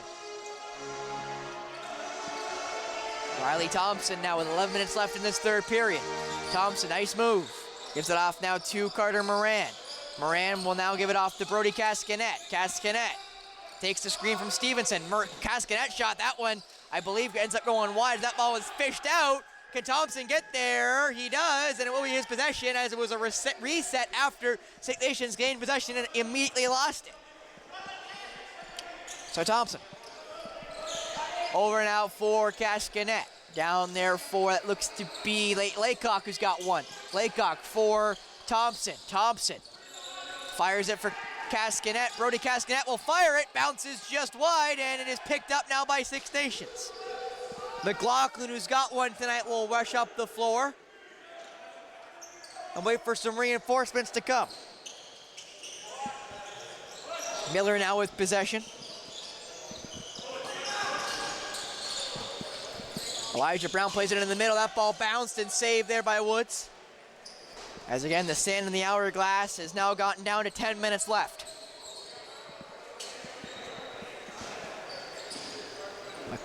McNabb will fake it there to Cascanet, who I think he's got a new bucket on. He's wearing a white one. I think he was wearing a black one earlier. I think he's the only Northstar wearing a white one, and he is. So obviously some equipment malfunctions there for the leading point getter for Owen Sound. Moran, that shot right into the net as the shot clock was about to expire.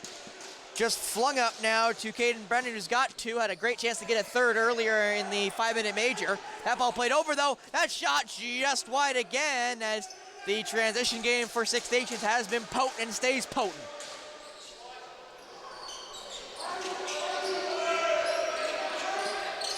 Durston plays it back, just couldn't catch that one, was Dalpy, as that's going to be a possession change back in favor of Six Nations. Or I guess a fresh shot clock as they keep possession. That shot wide as down went a North Star. Picked back up though by the Rivermen. LeClaire tries to fire. Will just now make a run around. That's a good shot there by LeClaire, but McLeod was able to bump him just to be able to make the save. There was Woods. Nice move there by Kerr. Giving off there to Thompson. Riley Thompson now. Fires it for Moran. Moran will make it across the top there for Brody Cascanet. Cascanet trying to get some space. He does end up getting some, and that shot right off the top of the shoulders there of Hill. Moran now over for Brody Cascanet. Nice move. Cascanet gonna fire it. That's another good save from Hill, and possession now will go back to Six Nations.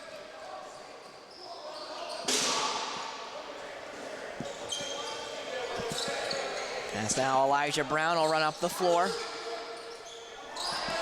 Time against Owen Sound.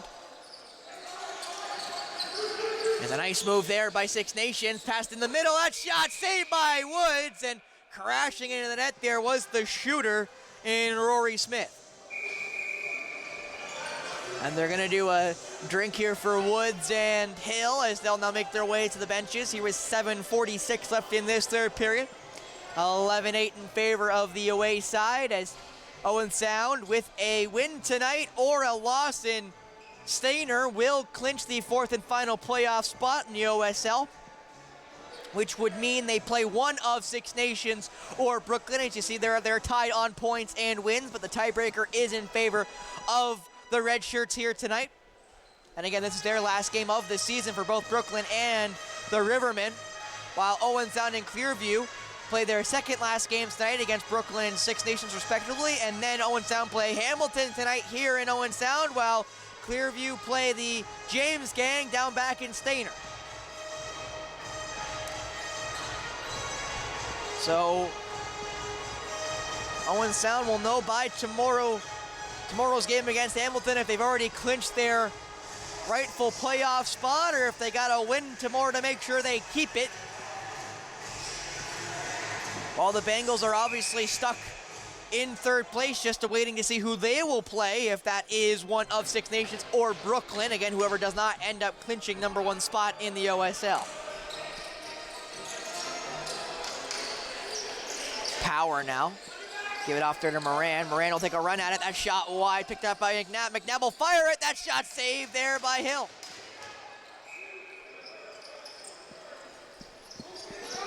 Played up now there to Caden Brennan.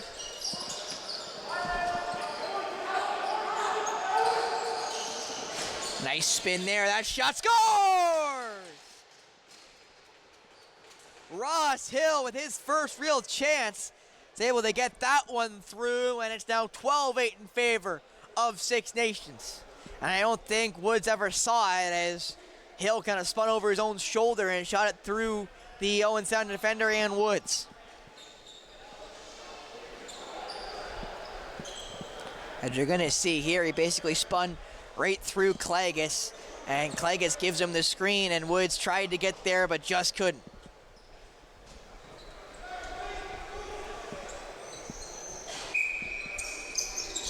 Kenori Ross now is able to win that face-off. Been basically a 50-50 split between Six Nations and Owen Sound tonight.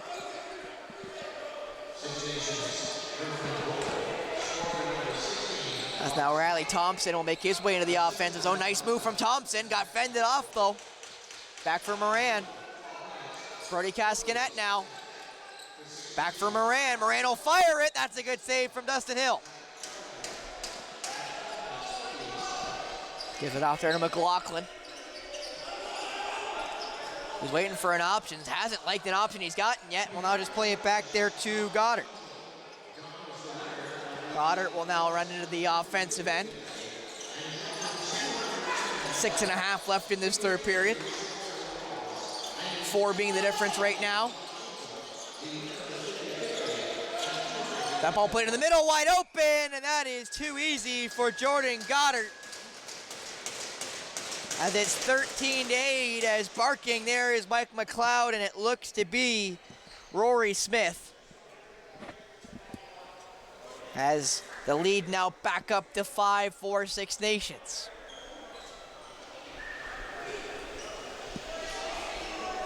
As you see there, I believe that would be technically Mike McLeod's man or Clagis' man, but regardless, it's wide open with nobody close. Jordan Goddard makes it look easy. As with that defensive lapse, that might just be the final nail in the Owen Sound coffin. We'll see, though, as again, they brought this game within 3, and that was just minutes ago. We'll see if they can do it again. Goddard back on the floor. Goddard passes it back. That shot, I believe, saved there by Woods. Picked back up now by Hairwires. Hairwires will play it back for Ross Hill. Ross Hill. Back Goddard. Around goes Dalpy. Nice spin there. Gets in front. That shot's just wide, but stepped in as he fired, so no real chance to capitalize. There is Hairwires.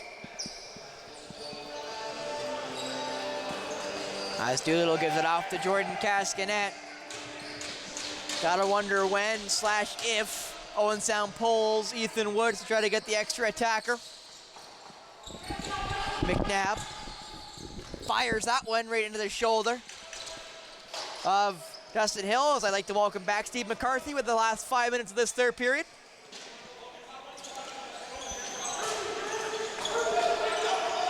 Thought about firing there was Elijah Brown. He'll now play it back to Ross Hill. Back for Elijah Brown.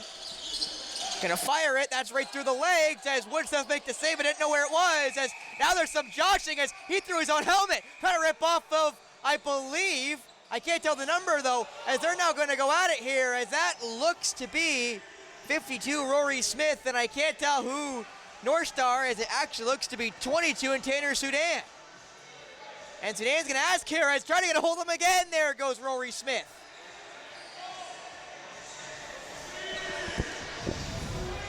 That will definitely be the end of Rory Smith's night. You'd think you're with 4:46 left in this third period, as not only did he grab a hold of Tanner Sudan, he also ripped off his own bucket, which is illegal. You'll see it here on your screen as it looks like they just got jostling for position, as they just kept battling and lost his stick, and you see there he ripped off his own helmet. So that should be a penalty, and we'll see what else transpired. As Steve, you missed quite a lot. Yeah. It's never a dull moment when you've got Rory Smith and on the floor, especially when he decides to take a jaunt down and play a little bit of offense.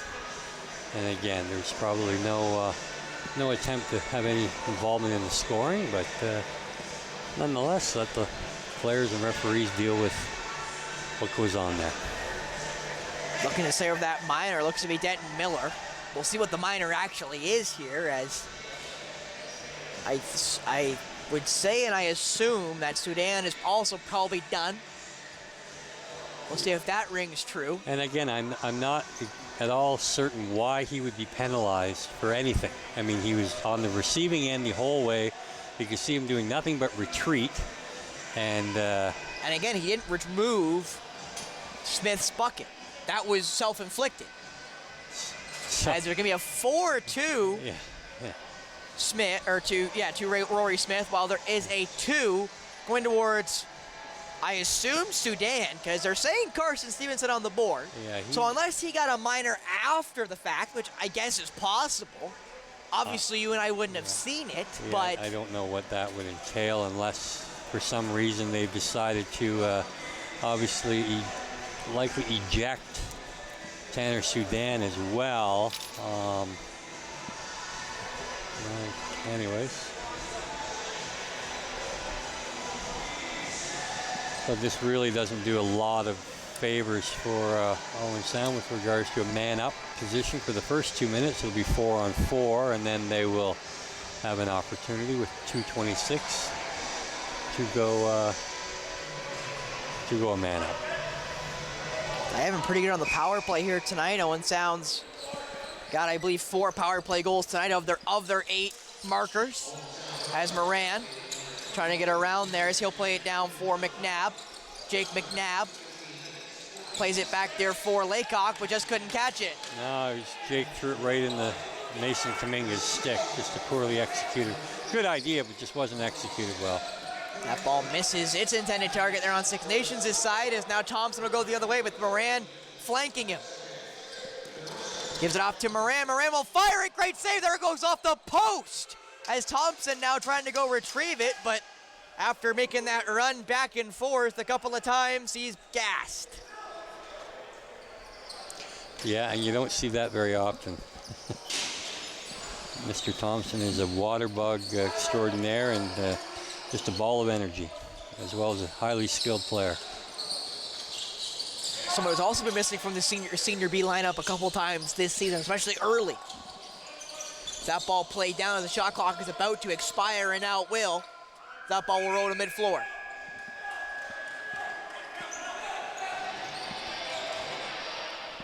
.51 seconds left here in 4-on-4 is that minor. Yeah, and you'll see the Northstars pull the goalie here, so they get an opportunity on the power play early. They just have to be cognizant of what's going on. Thompson, Cascanet, Thompson. Played, and it's right into the wickets there of Oakley Thomas, who plays it back. Nobody's gone off for Woods yet. Woods now makes his way onto the floor, but Brennan will shoot and score his second into an empty net. It's his third of the night, and they're all in transition. And 2 of his 3 goals are while poor Ethan Woods pulled.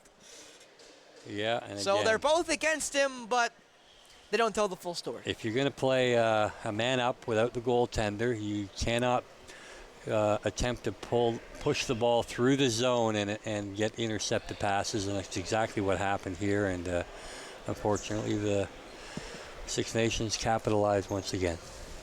That makes it 14-8, so back to a 6-goal lead go the Red Shirts. As Owen Sound's valiant effort to bring this game back to evens looks to be thwarted, but still some good signs here by the Senior B squad, who again look to maybe have a series against Six Nations on the horizon. McNabb fires down for Moran. Moran down over for Cascanet. Brody Cascanet now looking to fire. Fired where he will, and it goes right into the net there of Hill, but it got bounced right to the waiting stick there of Kaminga. And this has got to be an 8-second violation. Like, I'm not sure what he was counting, or a 10-second violation. It was well below the 30 or 20-second clock. But anyways, I guess he started the count after possession.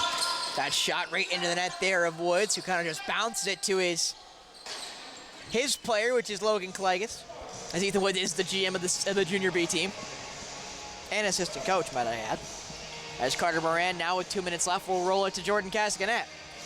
And it looks like Ethan Woods will stay in the cage for the rest of tonight's game, which does make sense with the score line being back in favor of Six Nations by a pretty wide margin. Moran just couldn't nab that one from McNabb. As he goes into the corner there, he'll now roll it back for Thompson, who just tried to fire it as the shot clock expired. So the hourglass is just about out of sand here for Owen Sound in tonight's game, but it may not matter, as again, Clearview's got to play host to the Brooklyn Merchants tonight, and if Clearview's not able to get a win or a tie, it will not matter tomorrow. Owen Sound will have clinched the 4th and final playoff spot in the OSL. Nice spin there. Played back again to LeClaire, who will just fire it. Saved by Woods, as now it will land right into the feet of Kanoy Rosnow. Rosnow for Jake McNabb, who just was able to nab it. Maybe one more chance in the power play for Owen Sound, as the power play and shot clock are about 3 seconds off here. McNabb back for Cascanet. McNabb fakes it, fires, scores! Jake McNabb with his second on the power play, or second goal. I believe second on the power play after his rebound on Hill. Makes it 14-9 with 53.8 left on the third period clock. They had a real nice bounce shot from the top there. I'm not sure if actually the defender got part of Jake's stick upon his release and forced a little bit early, but it may have been, but nonetheless it worked out well as the ball bounced up into the top corner. And typically that's not where that shot might have been intended to, but makes it a little closer, and they need